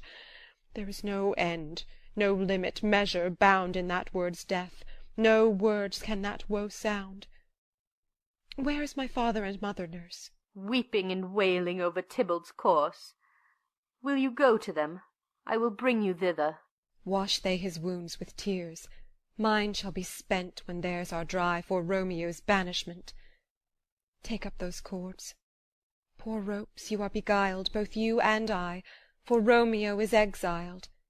He made you for a highway to my bed, but I, a maid, die maiden widowed. Come, cords, come, nurse, I'll to my wedding bed, and death, not Romeo, take my maiden head. Hie to your chamber. I'll find Romeo to comfort you. I wot well where he is. Hark ye, your Romeo will be here at night. I'll to him. He is hid at Lawrence' cell. Oh, find him! Give this ring to my true knight, and bid him come to take his last farewell. Exeunt. Scene 3. Friar Lawrence's cell. Enter Friar Lawrence. Romeo, come forth. Come forth, thou fearful man. Affliction is enamoured of thy parts, and thou art wedded to calamity. Enter Romeo. Father, what news? What is the prince's doom? What sorrow craves acquaintance at my hand that I yet know not? Too familiar is my dear son with such sour company. I bring thee tidings of the prince's doom. What less than doomsday is the prince's doom? A gentler judgment vanished from his lips. Not body's death, but body's banishment. Ha! Banishment? Be merciful, say death. For exile hath more terror in his look, much more than death. Do not say banishment. Hence, from Verona art thou banished. Be patient, for the world is broad and wide. There is no world without Verona's walls, but purgatory, torture, hell itself. Hence banished is banished from the world, and world's exile is death. Then banished is death mistermed, calling death banishment. Thou cutt'st my head off with a golden axe, and smilest upon the stroke that murders me. O deadly sin, O rude unthankfulness! Thy fault our law calls death. But the kind prince, taking thy part, hath brushed aside the law, and turned that black word death to banishment. This is dear mercy, and thou seest it not. 'Tis torture, and not mercy. Heaven is here where Juliet lives, and every cat and dog and little mouse, every unworthy thing, live here in heaven and may look on her, but Romeo may not. More validity, more honourable state, more courtship lives in carrion flies than Romeo. They may seize on the white wonder of dear Juliet's hand, and steal immortal blessing from her lips, who, even in pure and vestal modesty, still blush, as thinking their own kisses sin. But Romeo may not. He is banished. This may flies do, when I from this must fly. And sayest thou yet that exile is not death? Hadst thou no poison mixed, no sharp ground knife, no sudden mean of death, though ne'er so mean, but banished to kill me? Banished! O friar, the damned use that word in hell. Howlings attended. How hast thou the heart, being a divine, a ghostly confessor, a sin absolver, and my friend professed, to mangle me with that word banishment? Thou fond madman, hear me speak a little. Oh, thou wilt speak again of banishment. I'll give thee armour to keep off that word. Adversity's sweet milk, philosophy, to comfort thee, though thou art banished. Yet banished? Hang up philosophy! Unless philosophy can make a Juliet, displant a town, reverse a prince's doom, it helps not, it prevails not. Talk no more. Oh, then I see that madmen have no ears. How should they, when that wise men have no eyes? Let me dispute with thee of thy estate. Thou canst not speak of that thou dost not feel. Wert thou as young as I, Juliet thy love, an hour but married, Tybalt murdered, doting like me, and like me banished, then mightst thou speak, then mightst thou tear thy hair, and fall upon the ground, as I do now, taking the measure of an unmade grave. Knocking within. Arise, one knocks. Good Romeo, hide thyself. Not I, unless the breath of heart-sick groans, mist-like, enfold me from the search of eyes. Hark! How they knock! Who's there? Romeo, arise. Thou wilt be taken. Stay a while. Stand up. Run to my study. By and by God's will. What simpleness this is! I come! I come! Who knocks so hard? Whence come you? What's your will? Within. Let me come in, and you shall know my errand. I come from Lady Juliet. Welcome, then. Enter Nurse. O holy friar, O tell me, holy friar, where is my lady's lord? Where's Romeo? There on the ground, with his own tears made drunk. Oh, he is even in my mistress's case, just in her case. Oh, woeful sympathy, piteous predicament! Even so lies she, blubbering and weeping, weeping and blubbering. Stand up, stand up, stand, and you be a man. For Juliet's sake, for her sake, rise and stand. Why should you fall into so deep an O? Nurse. Ah, sir, well, death's the end of all. Spakest thou of Juliet? How is it with her? Does not she think me an old murderer, now I have stained the childhood of our joy with blood removed but little from her own? Where is she, and how doth she, and what says my concealed lady to our cancelled love? Oh, she says nothing, sir, but weeps and weeps, and now falls on her bed, and then starts up, and Tybalt calls, and then on Romeo cries, and then down falls again. As if that name, shot from the deadly level of a gun, did murder her, as that name's cursed hand murdered her kinsman. Oh, tell me, friar, tell me, in what vile part of this anatomy doth my name lodge? Tell me, that I may sack the hateful mansion. Drawing his sword. Hold thy desperate hand. Art thou a man? Thy form cries out thou art. Thy tears are womanish. Thy acts denote the unreasonable fury of a beast. Unseemingly woman in a seeming man, or ill-beseeming beast in seeming both. Thou hast amazed me. By my holy order, I thought thy disposition better tempered. Hast thou slain Tybalt? Wilt thou slay thyself, and slay thy lady too, that lives in thee, by doing damned hate upon thyself? Why railest thou on thy birth, the heaven, the earth? Since birth and heaven and earth, all three do meet in thee at once, which thou at once wouldst love. Fie, fie! Thou shamest thy shape, thy love, thy wit, which, like a usurer, aboundest in all, and usest none in that true use indeed which should bedeck thy shape, thy love, thy wit. Thy noble shape is but a form of wax, digressing from the valour of a man.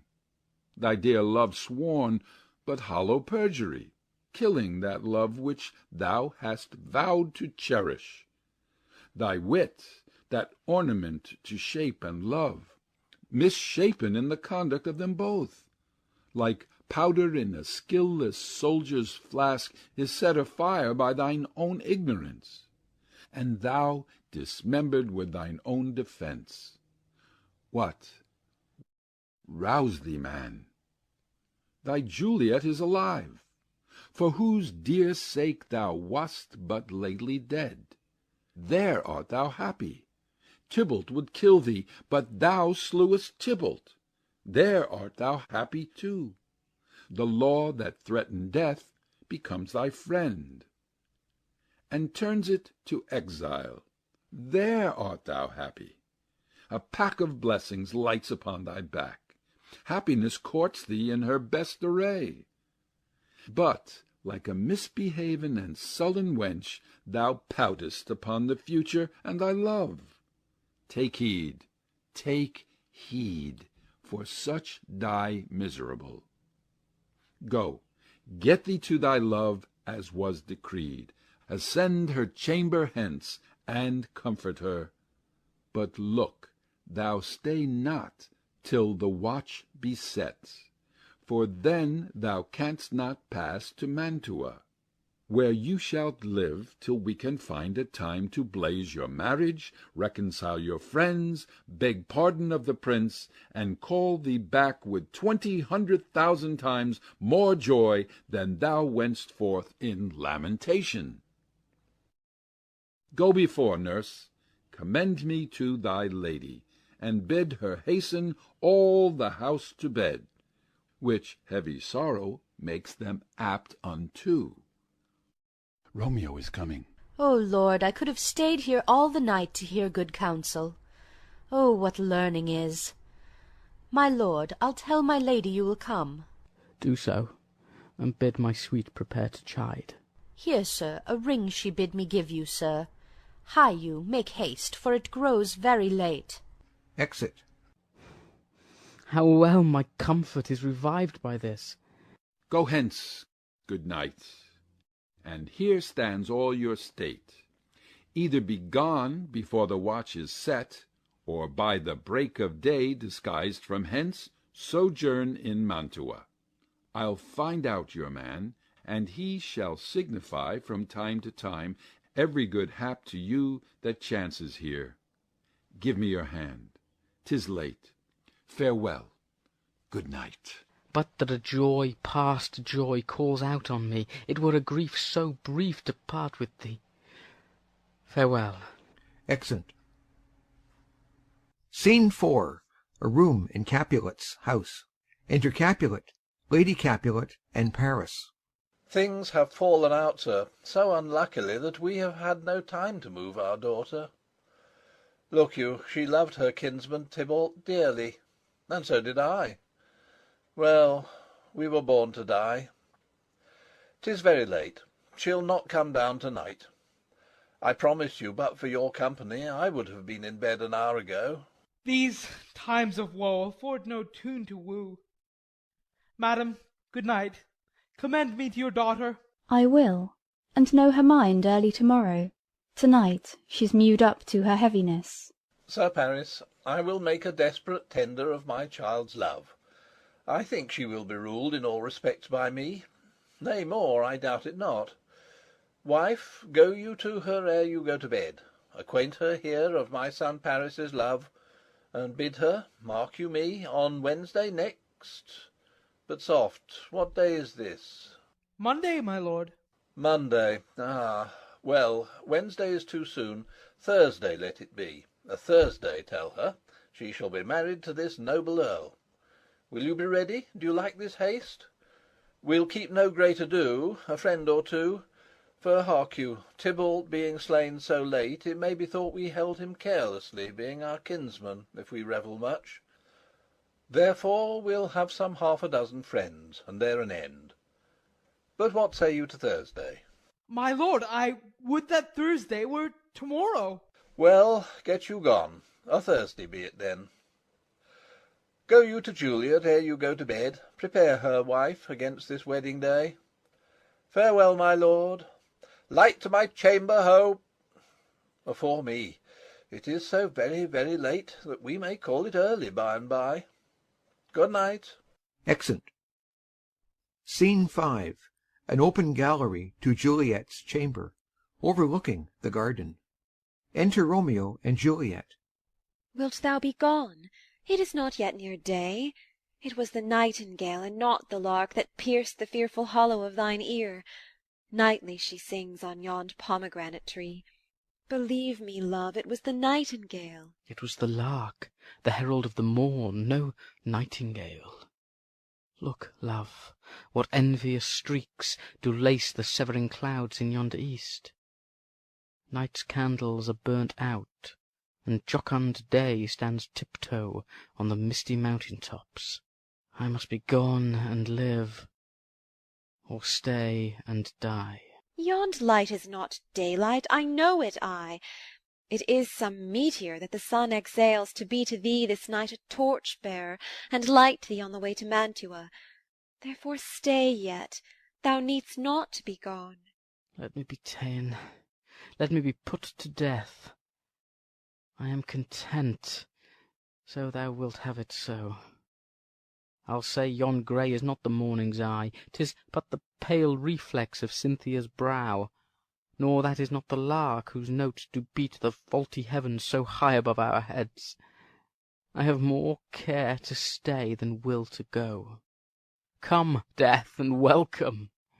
Juliet wills it so. How is't, my soul? Let's talk. It is not day. It is, it is. Hie, hence, be gone, away. It is the lark that sings so out of tune, straining harsh discords and unpleasing sharps. Some say the lark makes sweet division. This doth not so, for she divideth us. Some say the lark and loathed toad change eyes.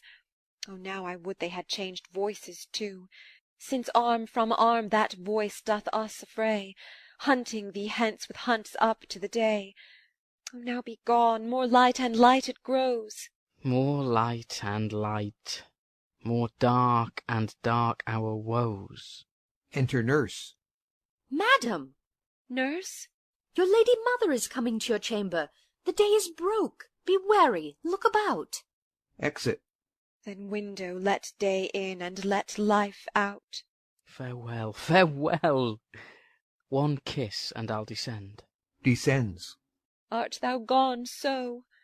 My lord, my love, my friend, I must hear from thee every day the hour, for in a minute there are many days. Oh, by this count I shall be much in years ere I again behold my Romeo. Farewell.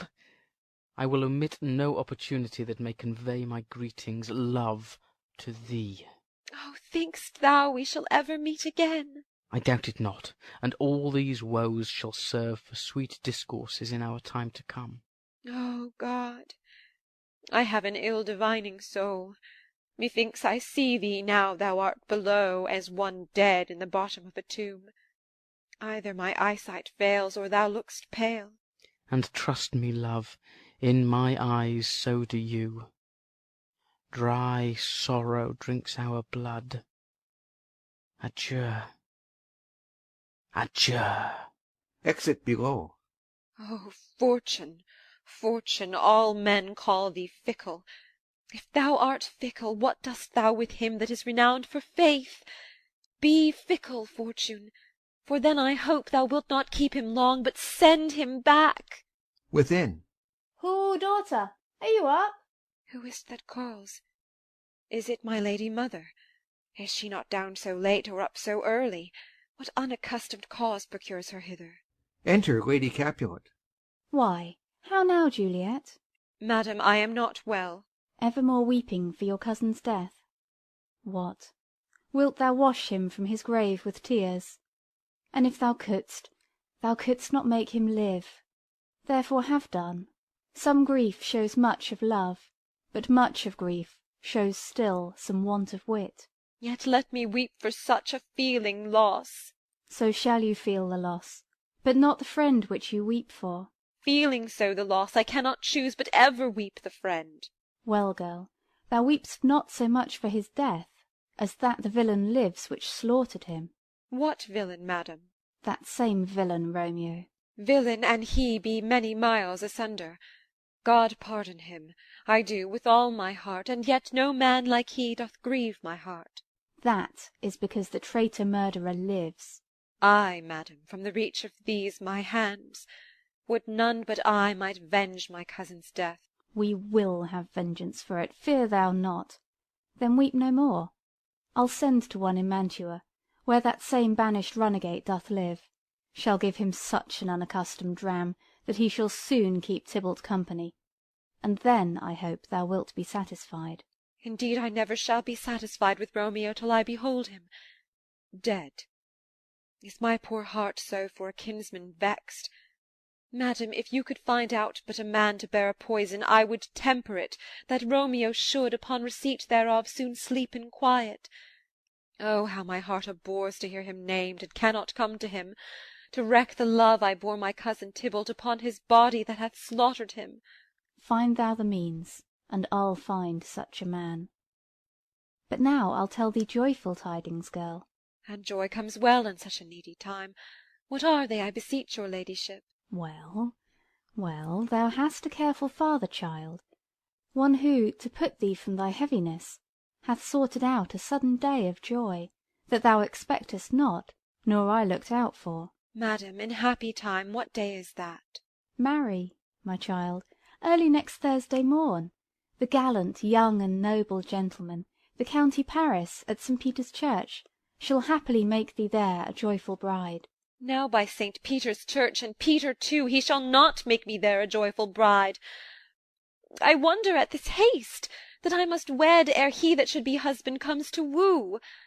I pray you tell my lord and father, madam, I will not marry yet, and when I do, I swear it shall be Romeo, whom you know I hate, rather than Paris. These are news indeed. Here comes your father. Tell him so yourself, and see how he will take it at your hands. Enter Capulet and Nurse. When the sun sets, the air doth drizzle dew, but for the sunset of my brother's son it rains downright. How now, a candid girl, what, still in tears?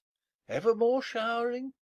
In one little body thou counterfeit'st a bark, a sea, a wind. For still thy eyes, which I may call the sea, do ebb and flow with tears. The bark thy body is, sailing in this salt flood. The winds thy sighs, who, raging with thy tears, and they with them, without a sudden calm, will overset thy tempest-tossed body. How now, wife, have you delivered to her our decree? Ay, sir, but she will none, she gives you thanks. I would the fool were married to her grave. Soft, take me with you, wife. How? Will she none? Doth she not give us thanks? Is she not proud? Doth she not count her blessed, unworthy as she is, that we have wrought so worthy a gentleman to be her bridegroom? Not proud you have, but thankful that you have. Proud can I never be of what I hate, but thankful even for hate that is meant love. How now, chopped logic? What is this? Proud, and I thank you, and I thank you not, and yet not proud? Mistress Minion, you thank me no thankings, nor proud me no prouds, but fettle your fine joints gainst Thursday next, to go with Paris to St. Peter's Church, or I will drag thee on a hurdle thither. Out, you green sickness carrion, out, you baggage, you tallow face. Fie, fie, what are you, mad? Good father, I beseech you on my knees, hear me with patience but to speak a word.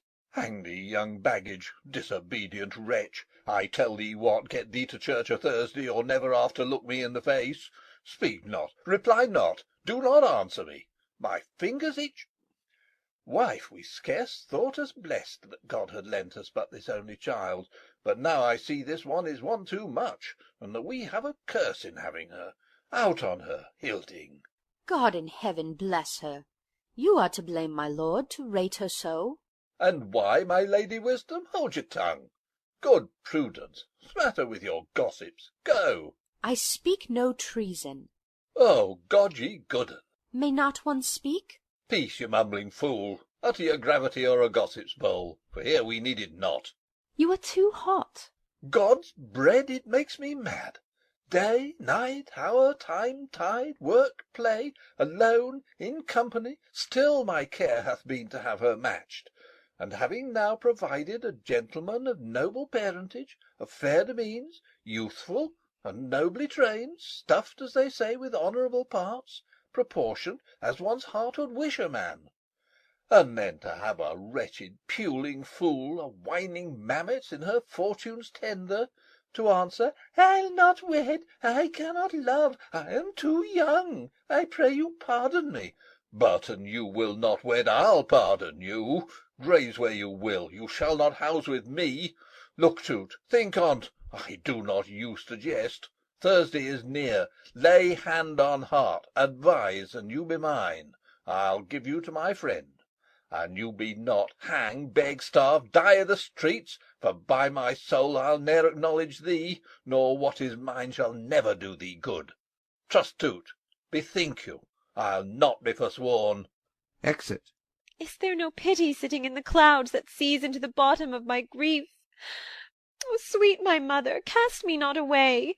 Delay this marriage for a month, a week, or if you do not, make the bridal bed in that dim monument where Tybalt lies. Talk not to me, for I'll not speak a word. Do as thou wilt, for I have done with thee. Exit. O God! O nurse, how shall this be prevented? My husband is on earth, my faith in heaven. How shall that faith return again to earth, unless that husband send it me from heaven by leaving earth? Comfort me, counsel me. Alack, alack, that heaven should practise stratagems upon so soft a subject as myself. What say'st thou? Hast thou not a word of joy? Some comfort, nurse. Faith, here 'tis. Romeo is banished, and all the world to nothing, that he dares ne'er come back to challenge you, or if he do, it needs must be by stealth.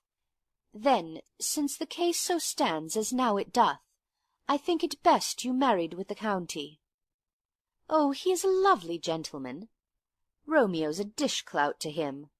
An eagle, madam, hath not so green, so quick, so fair an eye as Paris hath.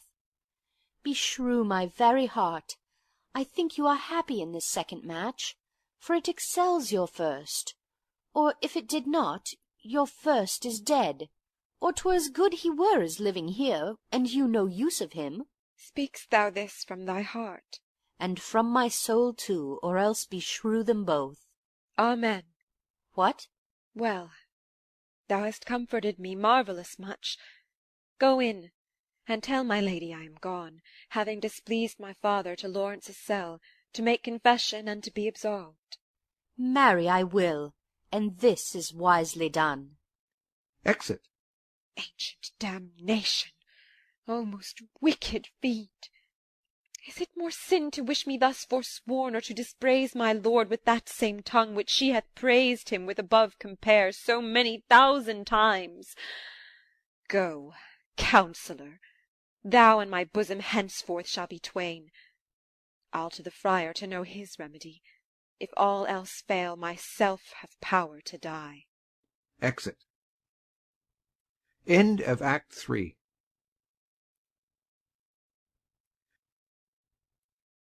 Act 4 of Romeo and Juliet by William Shakespeare. Act 4, Scene 1. Friar Lawrence's cell. Enter Friar Lawrence and Paris. On Thursday, sir. The time is very short. My father Capulet will have it so, and I am nothing slow to slack his haste. You say you do not know the lady's mind? Uneven is the course. I like it not. Immoderately she weeps for Tybalt's death, and therefore have I little talked of love, for Venus smiles not in a house of tears. Now, sir, her father counts it dangerous that she do give her sorrow so much sway, and, in his wisdom, hastes our marriage to stop the inundation of her tears, which, too much minded by herself alone, may be put from her by society. Now do you know the reason of this haste? Aside. I would I knew not why it should be slowed. Look, sir, here comes the lady towards my cell. Enter Juliet. Happily met, my lady and my wife. That may be, sir, when I may be a wife. That may must be, love, on Thursday next. What must be shall be. That's a certain text. Come you to make a confession to this father? To answer that, I should confess to you. Do not deny to him that you love me. I will confess to you that I love him. So will ye, I am sure, that you love me. If I do so, it will be of more price being spoke behind your back than to your face. Poor soul, thy face is much abused with tears. The tears have got small victory by that, for it was bad enough before their spite. Thou wrong'st it more than tears with that report. That is no slander, sir, which is a truth, and what I spake it to my face. Thy face is mine, and thou hast slandered it. It may be so, for it is not mine own. Are you at leisure, holy father, now, or shall I come to you at evening mass? My leisure serves me, pensive daughter, now. My lord, we must entreat the time alone. God shield I should disturb devotion. Juliet, on Thursday early will I rouse you. Till then, adieu, and keep this holy kiss. Exit. Oh, shut the door, and when thou hast done so, come weep with me, past hope, past cure, past help. Ah, Juliet, I already know thy grief. It strains me past the compass of my wits. I hear thou must, and nothing may prorogue it. On Thursday next be married to this county. Tell me not, Fire, that thou hear'st of this, unless thou tell me how I may prevent it. If in thy wisdom thou canst give no help, do thou but call my resolution wise, and with this knife I'll help it presently. God joined my heart and Romeo's, thou our hands, and ere this hand by thee to Romeo's sealed shall be the label to another deed, or my true heart with treacherous revolt turn to another, this shall slay them both. Therefore, out of thy long experienced time, give me some present counsel, or behold, twixt my extremes and me this bloody knife shall play the empire, arbitrating that which the commission of thy years and art could to no issue of true honour bring. Be not so long to speak. I long to die, if what thou speak'st speak not of remedy. Hold, daughter. I do spy a kind of hope, which craves as desperate an execution as that is desperate which we would prevent. If, rather than to marry County Paris, thou hast the strength of will to slay thyself, then it is likely thou wilt undertake a thing like death, to chide away the shame, that copst with death himself to scrape from it. And if thou darest, I'll give thee remedy. Oh, bid me leap rather than marry Paris from off the battlements of yonder tower, or walk in thievish ways, or bid me lurk where serpents are, chain me with roaring bears, or shut me nightly in a charnel house, or covered quite with dead men's rattling bones, with reeky shanks and yellow chapless skulls, or bid me go into a new-made grave, and hide me with a dead man in his shroud, things that, to hear them told, have made me tremble, and I will do it without fear or doubt, to live an unstained wife to my sweet love. Hold then. Go home, be merry, give consent to marry Paris. Wednesday is tomorrow. Tomorrow night look that thou lie alone. Let not thy nurse lie with thee in thy chamber. Take thou this vial. Be then in bed, and this distilled liquor drink thou off, when presently through all thy veins shall run a cold and drowsy humour, for no pulse shall keep his native progress, but surcease. No warmth, no breath shall testify thou livest. The roses in thy lips and cheeks shall fade to paly ashes. Thy eyes' windows fall like death when he shuts up the day of life. Each part, deprived of subtle government, shall, stiff and stark and cold, appear like death. And in this borrowed likeness of shrunk death thou shalt continue 42 hours, and then awake as from a pleasant sleep. Now, when the bridegroom in the morning comes to rise thee from thy bed, there art thou dead. Then, as the manner of our country is, in thy best robes, uncovered on the bier, thou shalt be borne to the same ancient vault where all the kindreds of the Capulets lie. In the meantime, against thou should awake, shall Romeo by my letters know our drift, and hither shall he come, and he and I will watch thy waking, and that very night shall Romeo bear thee hence to Mantua. And this shall free thee from this present shame, if no inconstant toy nor womanish fear abate thy valour in the acting it. Give me, oh, tell me not of fear. Hold, get you gone. Be strong and prosperous in this resolve. I'll send a friar with speed to Mantua, with my letters to thy lord. Love, give me strength, and strength shall help afford. Farewell, dear father. Exit. Scene 2. Hall in Capulet's house.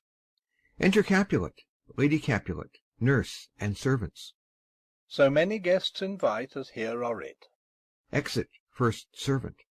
Sirrah, go hire me 20 cunning cooks. You shall have none ill, sir, for I'll try if they can lick their fingers. How canst thou try them so? Marry, sir, 'tis an ill cook that cannot lick his own fingers. Therefore he that cannot lick his fingers goes not with me. Go, begone. Exit second servant. We shall be much unfurnished for this time. What, is my daughter gone to Friar Lawrence? Ay, forsooth. Well, we may chance to do some good on her. A peevish, self-willed harlotry it is. See where she comes from shrift with merry look. Enter Juliet. How now, my headstrong? Where have you been gadding? Where I have learned me to repent the sin of disobedient opposition to you and your behests, and am enjoined by holy Lawrence to fall prostrate here, to beg your pardon. Pardon, I beseech you. Henceforward I am ever ruled by you. Send for the county. Go tell him of this. I'll have this knot knit up to-morrow morning.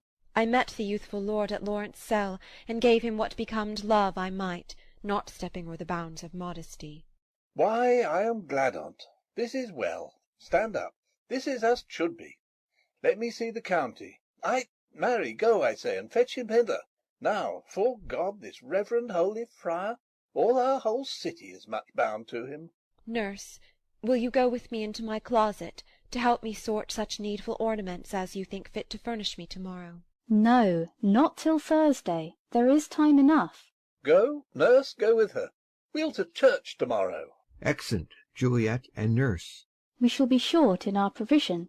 'Tis now near night. Tush, I will stir about, and all things shall be well, I warrant thee, wife.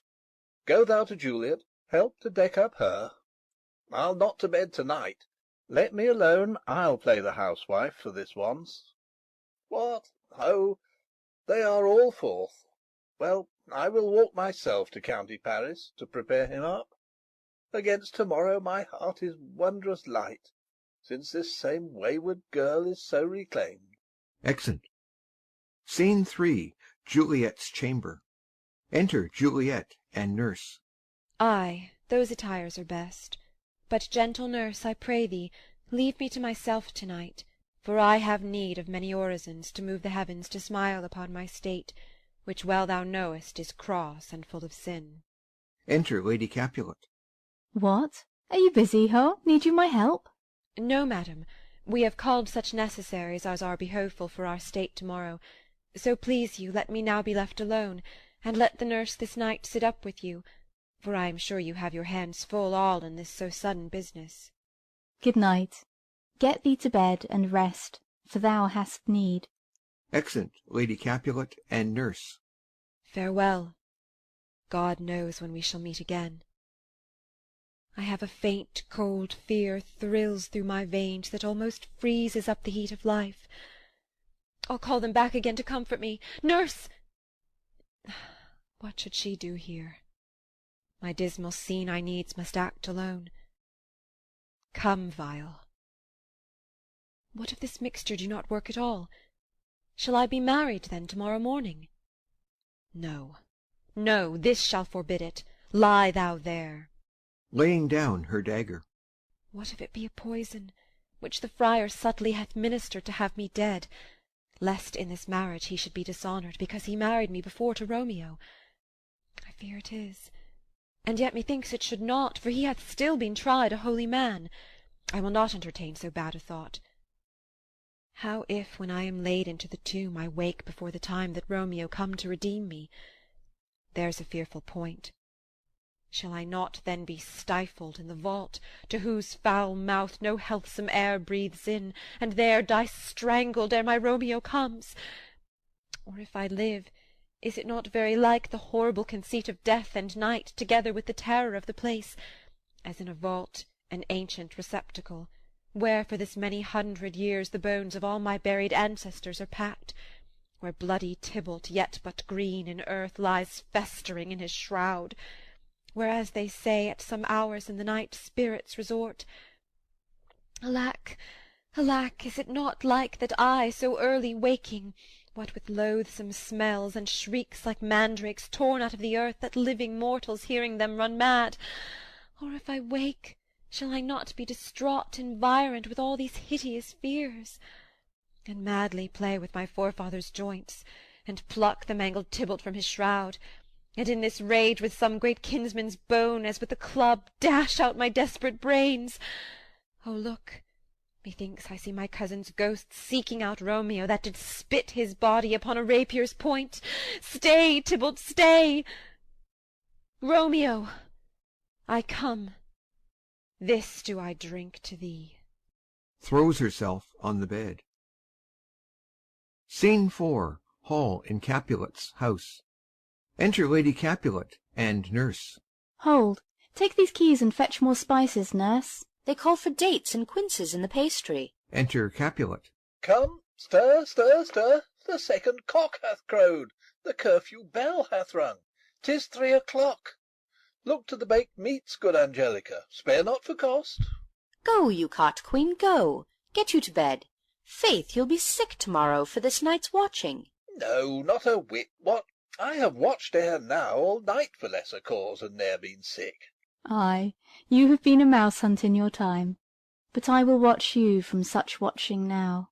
Exit Lady Capulet and nurse. A jealous hood, a jealous hood. Now, fellow. Enter servants with spits, logs, and baskets. What's there? Things for the cook, sir, but I know not what. Make haste, make haste. Exit first servant. Sirrah, fetch drier logs. Call Peter, he will show thee where they are. I have a head, sir, that will find out logs. I never trouble Peter for the matter. Exit. Mass and well said, a merry whoreson. Ha! Thou shalt be long ahead. Good faith. 'Tis day. The county will be here with music straight, for so he said he would. I hear him near. Music within. Nurse! Wife! What ho! What nurse, I say! Re-enter nurse. Go waken Juliet. Go and trim her up. I'll go and chat with Paris. Hi! Make haste, make haste! The bridegroom, he is come already. Make haste, I say. Exit. Scene 5. Juliet's chamber. Juliet on the bed. Enter nurse. Mistress? What mistress? Juliet? Fast, I warrant her, she... Why, lamb! Why, lady!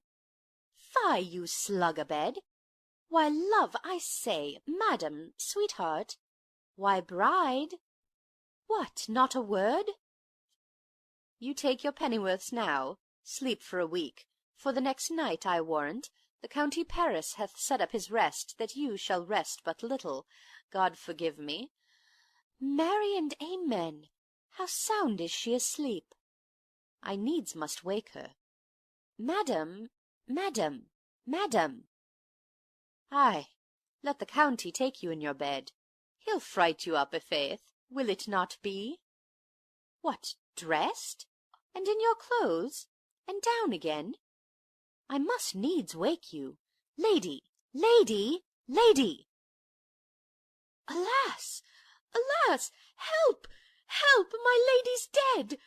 Oh, well a day that ever I was born! Some aqua vitae! Ho, my lord, my lady! Enter Lady Capulet. What noise is here? Oh, lamentable day! What is the matter? Look, look, oh, heavy day! Oh me, my child, my only life! Revive, look up, or I will die with thee! Help! Help! Call help! Enter Capulet. For shame, bring Juliet forth, her lord is come. She's dead, deceased, she's dead, alack the day! Alack the day! She's dead! She's dead! She's dead! Ha! Let me see her. Out, alas! She's cold. Her blood is settled, and her joints are stiff. Life and these lips have long been separated. Death lies on her like an untimely frost upon the sweetest flower of all the field. Accursed time! Unfortunate old man! O lamentable day! Oh, woeful time! Death, that hath ta'en her hence to make me wail, ties up my tongue, and will not let me speak. Enter Friar Lawrence and Paris, with musicians. Come, is the bride ready to go to church? Ready to go, but never to return. O son, the night before thy wedding day hath death lain with thy bride. There she lies, flower as she was, deflowered by him. Death is my son-in-law, death is my heir, my daughter he hath wedded. I will die and leave him all. Life, living, all is death's. Have I thought long to see this morning's face? And doth it give me such a sight as this? Accursed, unhappy, wretched, hateful day! Most miserable hour that e'er time saw in lasting labour of his pilgrimage. But one poor and loving child, but one thing to rejoice and solace in, and cruel death hath catched it from my sight. O woe! O woeful, woeful, woeful day! Most lamentable day, most woeful day that ever I did yet behold! O day, O day, O day, O hateful day! Never was seen so black a day as this. O woeful day, O woeful day! Beguiled, divorced, wronged, spited, slain! Most detestable death, by thee beguiled, by cruel thee quite overthrown! O love! O life! Not life, but love in death! Despised, distressed, hated, martyred, killed. Uncomfortable time, why com'st thou now to murder our solemnity? O child, my soul and not my child, dead art thou, dead. Alack, my child is dead, and with my child my joys are buried. Peace, ho, for shame! Confusion's cure lives not in these confusions. Heaven and yourself had part in this fair maid. Now heaven hath all, and all the better it is for the maid. Your part in her you could not keep from death, but heaven keeps his part in eternal life. And most you sought was her promotion, for 'twas your heaven she should be advanced. And weep ye now, seeing she is advanced above the clouds, as high as heaven itself? Oh, in this love you love your child so ill that you run mad, seeing that she is well. She's not well married that lives married long, but she's best married that dies married young. Dry up your tears, and stick your rosemary on this fair corse, and, as the custom is, in all her best array, bear her to church. For though fond nature bids us all lament, yet nature's tears are reason's merriment. All things that we ordained festival turn from their office to black funeral. Our instruments to melancholy bells, our wedding cheer to a sad burial feast, our solemn hymns to sullen dirges change, our bridal flowers serve for a buried corse, and all things change them to the contrary. Sir, go you in, and madam, go with him, and go, Sir Paris. Every one prepare to follow his fair corse into her grave. the heavens do lower upon you for some ill. Move them no more by crossing their high will. Exeunt Capulet, Lady Capulet, Paris, and Friar. Faith, we may put up our pipes and be gone. Honest good fellows, put up, for well you know this is a pitiful case. Exit. Ay, by my troth, the case may be amended. Enter Peter. Musicians, O musicians, heart's ease, heart's ease. Oh, and you will have me live, play heart's ease. Why heart's ease? O musicians, because my heart itself plays, my heart is full of woe. Oh, play me some merry dump to comfort me. Not a dump, 'tis no time to play now. You will not, then? No. I will then give it you soundly. What will you give us? No money on my face, but the gleek. I will give you the minstrel. Then will I give you the serving creature. Then will I lay the serving creature's dagger on your pate.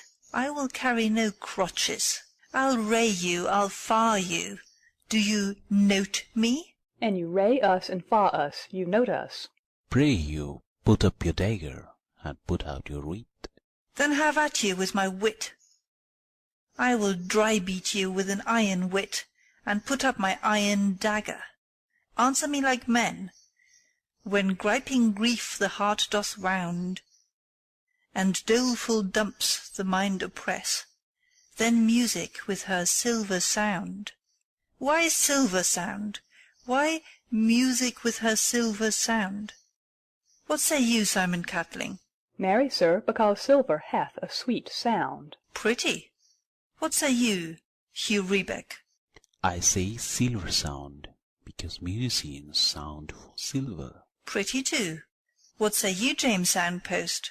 Faith, I know not what to say. Oh, I cry you mercy, you are the singer. I will say for you. It is music with her silver sound, because musicians have no gold for sounding. Then music with her silver sound, with speedy help, doth lend redress. Exit. What a pestilent knave is this same! Hang him, Jack. Come, we will in here. Tarry for the mourners, and stay dinner. Exit. End of Act 4.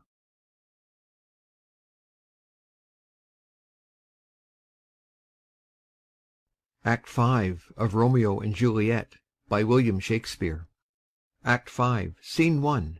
Mantua, a street. Enter Romeo. If I may trust the flattering eye of sleep, my dreams presage some joyful news at hand. My bosom's lord sits lightly in his throne, and all this day an unaccustomed spirit lifts me above the ground with cheerful thoughts. I dreamt my lady came and found me dead. Strange dream, that gives a dead man leave to think, and breathed such life with kisses in my lips, that I revived and was an emperor. Ah me! How sweet is love itself possessed, when but love's shadows are so rich in joy. Enter Balthazar. News from Verona. How now, Balthazar? Dost thou not bring me letters from the friar? How doth my lady? Is my father well? How fares my Juliet? That I ask again, for nothing can be ill if she be well. Then she is well, and nothing can be ill. Her body sleeps in Capel's monument, and her immortal part with angels lives. I saw her laid low in her kindred's vault, and presently took post to tell it you. Oh, pardon me for bringing these ill news, since you did leave it for my office, sir. Is it even so? Then I defy you, stars. Thou know'st my lodging. Get me ink and paper, and hire post-horses. I will hence to-night. I do beseech you, sir, have patience. Your looks are pale and wild, and do import some misadventure. Tush, thou art deceived. Leave me, and do the thing I bid thee do. Hast thou no letters to me from the friar? No, my good lord. No matter. Get thee gone, and hire those horses. I'll be with thee straight. Exit Balthazar. Well, Juliet, I will lie with thee to-night. let's see for means. O mischief, thou art swift to enter in the thoughts of desperate men. I do remember an apothecary, and hereabouts he dwells, which late I noted in tattered weeds, with overwhelming brows, culling of simples, meagre were his looks. Sharp misery had worn him to the bones, and in his needy shop a tortoise hung, an alligator stuffed, and other skins of ill-shaped fishes, and about his shelves a beggarly account of empty boxes, green earthen pots, bladders and musty seeds, remnants of pack-thread, and old cakes of roses were thinly scattered to make up a show. Noting this penury, to myself I said, and if a man did need a poison now, whose sale is present death in Mantua, here lives a caitiff wretch would sell it him. Oh, this same thought did but forerun my need, and this same needy man must sell it me. As I remember, this should be the house. Being holiday, the beggar's shop is shut. What ho, apothecary! Enter apothecary. Who calls so loud? Come hither, man. I see that thou art poor. Hold, there is 40 ducats. Let me have a dram of poison, such soon speeding gear as will disperse itself through all the veins, that the life-weary taker may fall dead, and that the trunk may be discharged of breath as violently as hasty powder fired doth hurry from the fatal cannon's womb. Such mortal drugs I have, but Mantua's law is death to any he that utters them. Art thou so bare and full of wretchedness, and fear'st to die? Famine is in thy cheeks, need and oppression starveth in thine eyes, contempt and beggary hangs upon thy back. The world is not thy friend, nor the world's law. The world affords no law to make thee rich. Then be not poor, but break it, and take this. My poverty, but not my will, consents. I pay thy poverty, and not thy will. Put this in any liquid thing you will, and drink it off, and if you had the strength of 20 men, it would dispatch you straight. There is thy gold. Worse poison to men's souls, doing more murders in this loathsome world than these poor compounds that thou mayst not sell. I sell thee poison, thou hast sold me none. Farewell, buy food, and get thyself in flesh. Come, cordial and not poison, go with me to Juliet's grave, for there must I use thee. Exit. Scene 2. Friar Lawrence's cell. Enter Friar John. Holy Franciscan Friar, brother, ho! Enter Friar Lawrence.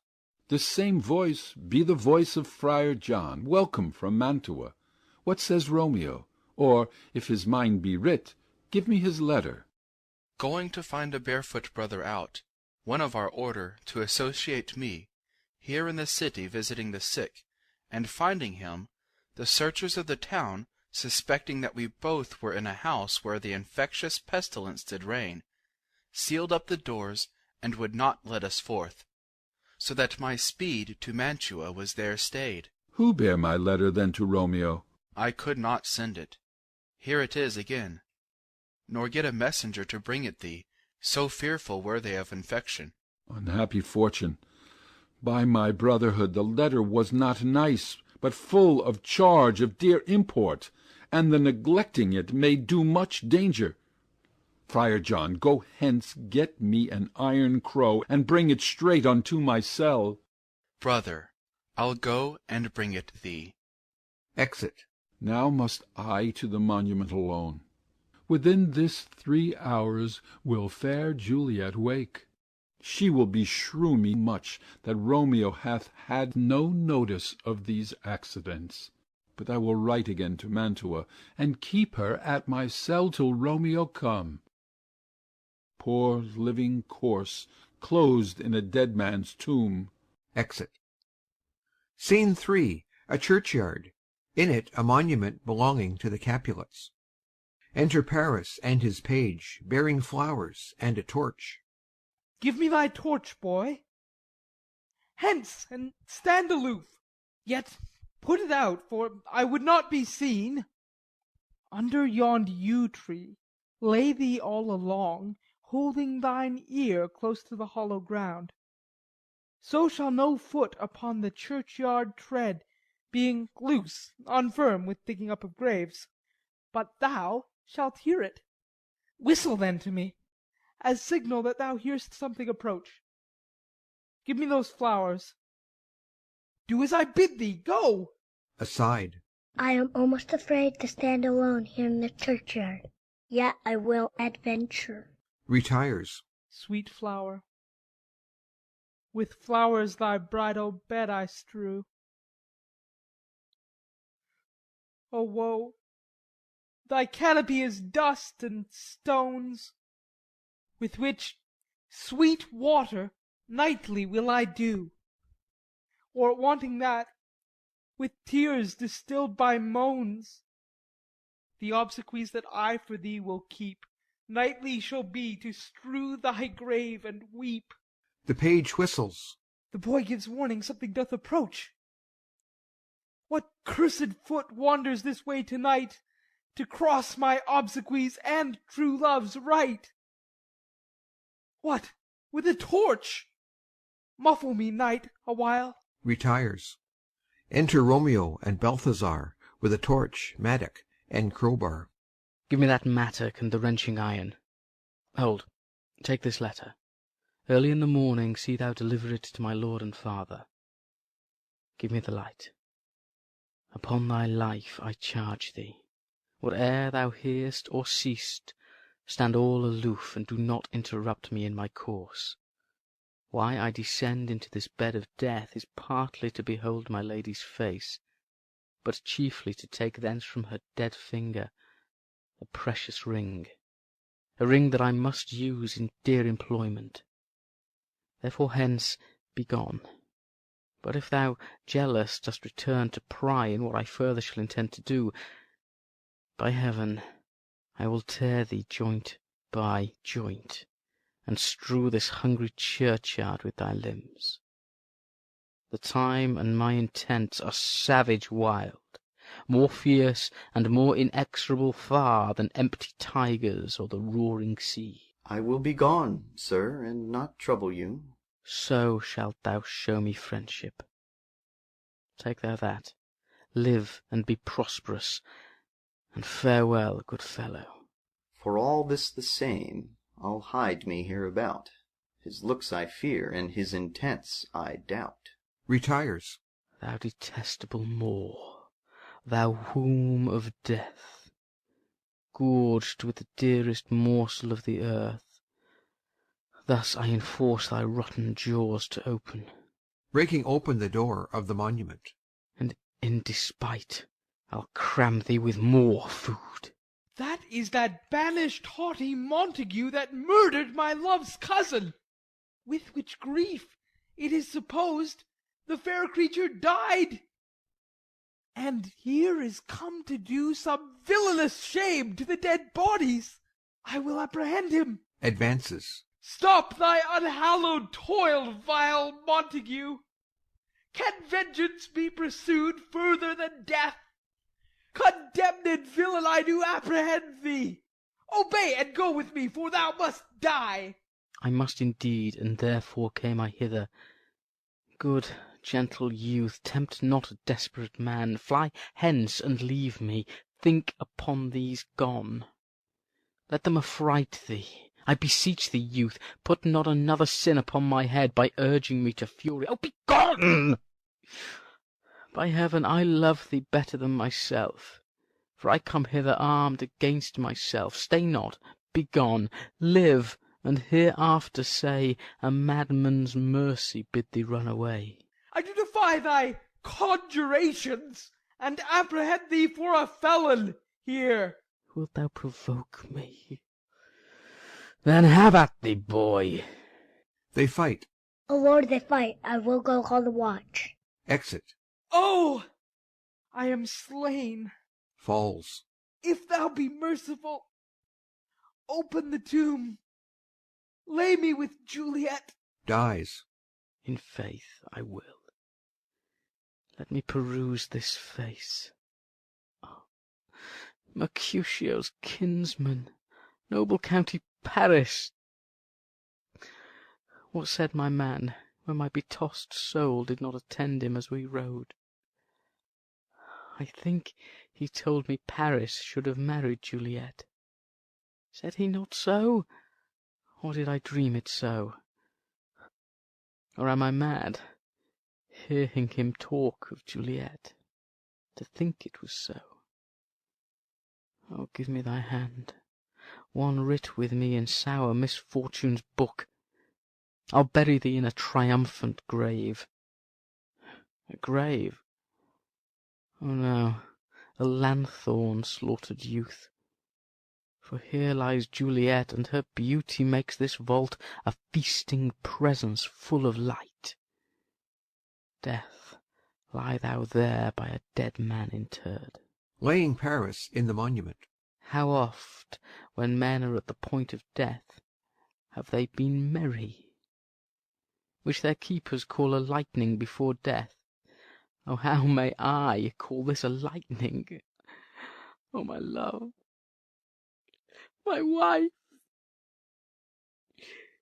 death that hath sucked the honey of thy breath, hath had no power yet upon thy beauty. Thou art not conquered. Beauty's ensign yet is crimson in thy lips and in thy cheeks, and death's pale flag is not advanced there. Tybalt, liest thou there in thy bloody sheet? Oh, what more favour can I do to thee than with that hand that cut thy youth in twain, to sunder his that was thine enemy?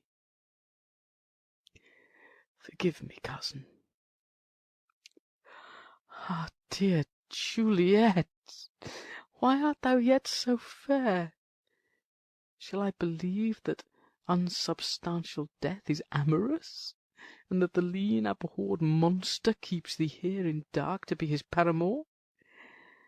For fear of that, I still will stay with thee, and never from this palace of dim night depart again. Here will I remain with worms that are thy chambermaids. Oh, here will I set up my everlasting rest, and shake the yoke of inauspicious stars from this world-wearied flesh. Eyes, look your last. Arms, take your last embrace, and lips, O you the doors of breath, seal with a righteous kiss a dateless bargain to engrossing death. Come, bitter conduct, come, unsavoury guide, thou desperate pilot, now at once run on the dashing rocks thy sea-sick weary bark. Here's to my love. Drinks. Oh, true apothecary, thy drugs are quick. Thus, with a kiss, I die. Dies. Enter at the other end of the churchyard Friar Lawrence with a lantern, crow, and spade. St. Francis be my speed! How oft to-night have my old feet stumbled at graves! Who there? Who is it that consorts so late the dead? Here's one, a friend, and one that knows you well. Bliss be upon you. Tell me, good friend, what torch is yon that vainly lends its light to grubs and eyeless skulls? As I discern, it burneth in the capel's monument. It doth so, holy sir, and there's my master, one that you love. Who is it? Romeo. How long hath he been there? Full half an hour. Go with me to the vault. I dare not, sir. My master knows not but I am gone hence, and fearfully did menace me with death if I did stay to look on his intents. Stay then. I'll go alone. Fear comes upon me. Oh, much I fear some ill unlucky thing. As I did sleep under this yew tree here, I dreamt my master and another fought, and that my master slew him. Romeo! Advances. Alack, alack! What blood is this which stains the stony entrance of this sepulchre? What mean these masterless and gory swords to lie discoloured by this palace of peace? Enters the monument. Romeo, O pale, Who else? What? Paris too? And steeped in blood? Ah, what an unkind hour is guilty of this lamentable chance! The lady stirs. Juliet wakes and stirs. O comfortable friar, where is my lord? I do remember well where I should be, and there I am. Where is my Romeo? Noise within. I hear some noise. Lady, come from that nest of death, contagion, and unnatural sleep. A greater power than we can contradict hath thwarted our intents. Come, come away. Thy husband in thy bosom there lies dead, and Paris too. Come, I'll dispose of thee among a sisterhood of holy nuns. Stay not to question, for the watch is coming. Come, go, good Juliet. Noise within. I dare no longer stay. Go, get thee hence, for I will not away. Exit Friar Lawrence. What's here? A cup closed in my true love's hand. Poison, I see, hath been his timeless end. O churl, drunk all, and left no friendly drop to help me after. I will kiss thy lips. Haply some poison yet doth hang on them to make me die with a restorative. Kisses him. Thy lips are warm. Within. Lead, boy. Which way? Yea, noise. Then I'll be brief. O happy dagger! Snatching Romeo's dagger. This is thy sheath. Stabs herself. There rest, and let me die. Falls on Romeo's body and dies. Enter Watch with the page of Paris. This is the place, there where the torch doth burn. The ground is bloody. Search about the churchyard. Go, some of you, where you find attach. Exit some of the watch. Oh, pitiful sight! Here lies the county slain, and Juliet bleeding, warm and newly dead, who here hath lain these 2 days buried. Go, tell the prince, run to the Capulets, raise up the Montagues, some others search. Exit others of the watch. We see the ground whereon these woes do lie, but the true ground of all these piteous woes we cannot without circumstance decry. Re-enter some of the watch with Balthazar. Here's Romeo's man. We found him in the churchyard. Hold him in safety till the prince come hither. Re-enter others of the watch with Friar Lawrence. Here is a friar that trembles, sighs, and weeps. We took this mattock and this spade from him, as he was coming from this churchyard side. A great suspicion. Stay the friar too. Enter prince and attendants. What misadventure is so early up, that calls our person from our morning's rest? Enter Capulet, Lady Capulet, and others. What should it be that they so shriek abroad? The people in the street cry Romeo, some Juliet, and some Paris, and all run, with open outcry, toward our monument. What fear is this which startles in our ears? Sovereign, here lies the county Paris slain, and Romeo dead, and Juliet dead before, warm and new killed. Search, seek, and know how this foul murder comes. Here is a friar, and slaughtered Romeo's man, with instruments upon them fit to open these dead men's tombs. Oh, heaven! Oh, wife! Look how our daughter bleeds. This dagger hath misstained her. Lo, his house is empty on the back of Montague, and it missheathed in my daughter's bosom. O me, this sight of death is as a bell that warns my old age to a sepulchre. Enter Montague and others. Come, Montague, for thou art early up, to see thy son and heir more early down. Alas, my liege, my wife is dead to-night. Grief of my son's exile hath stopped her breath. What further woe conspires against mine age? Look, and thou shalt see. O thou untaught! What manners is in this, to press before thy father to a grave? Seal up the mouth of outrage for a while, till we can clear these ambiguities, and know their spring, their head, their true descent.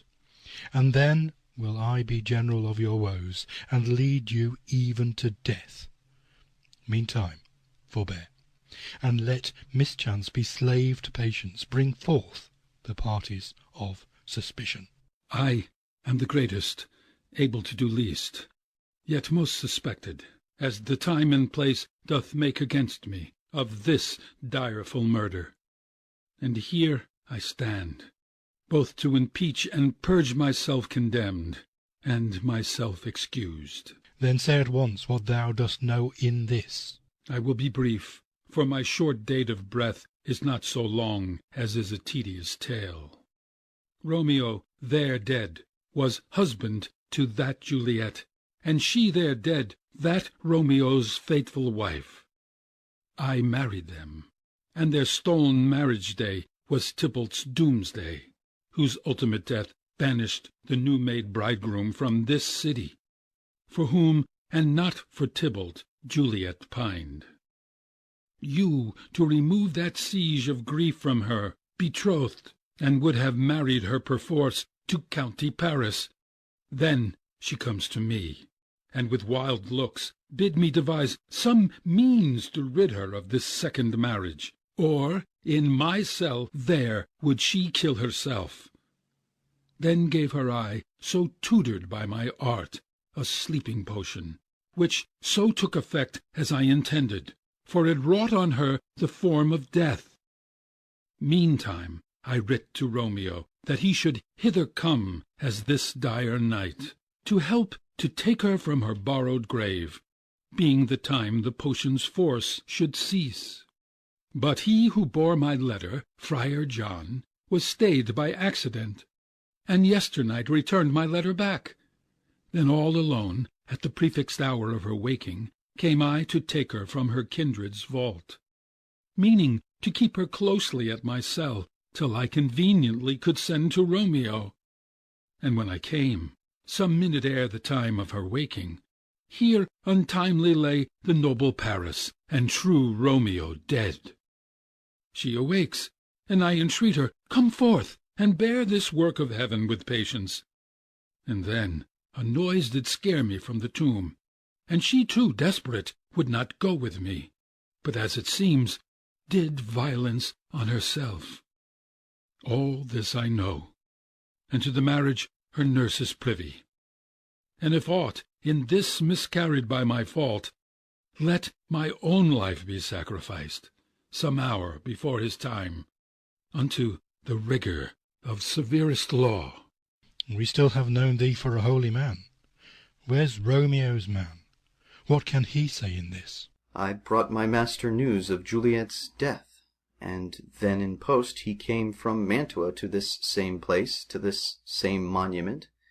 This letter he early bid me give his father, and threatened me with death, going in the vault.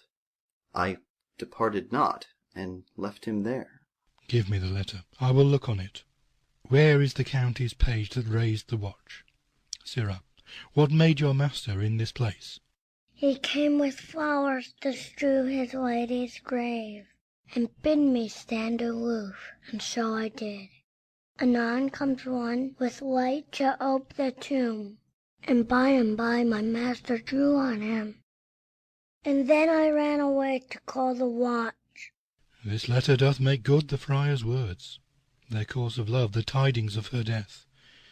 And here he writes, that he did buy a poison of a poor apothecary, and therewithal come to this vault to die, and lie with Juliet. Where be these enemies, Capulet, Montague? See what scourge is laid upon your hate, that heaven finds means to kill your joys with love, and I, for winking at your discords too, have lost a brace of kinsmen. All are punished. O brother Montague, give me thy hand. This is my daughter's jointure, for no more can I demand. But I can give thee more, for I will raise her statue in pure gold, that while Verona by that name is known, there shall no figure at such rate be set as that of true and faithful Juliet.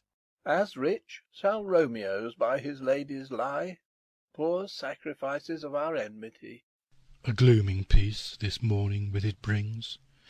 The sun for sorrow will not show its head. Go hence, to have more talk of these sad things. Some shall be pardoned and some punished, for never was a story of more woe than this of Juliet and her Romeo. Exeunt. End of Act 5. End of Romeo and Juliet by William Shakespeare.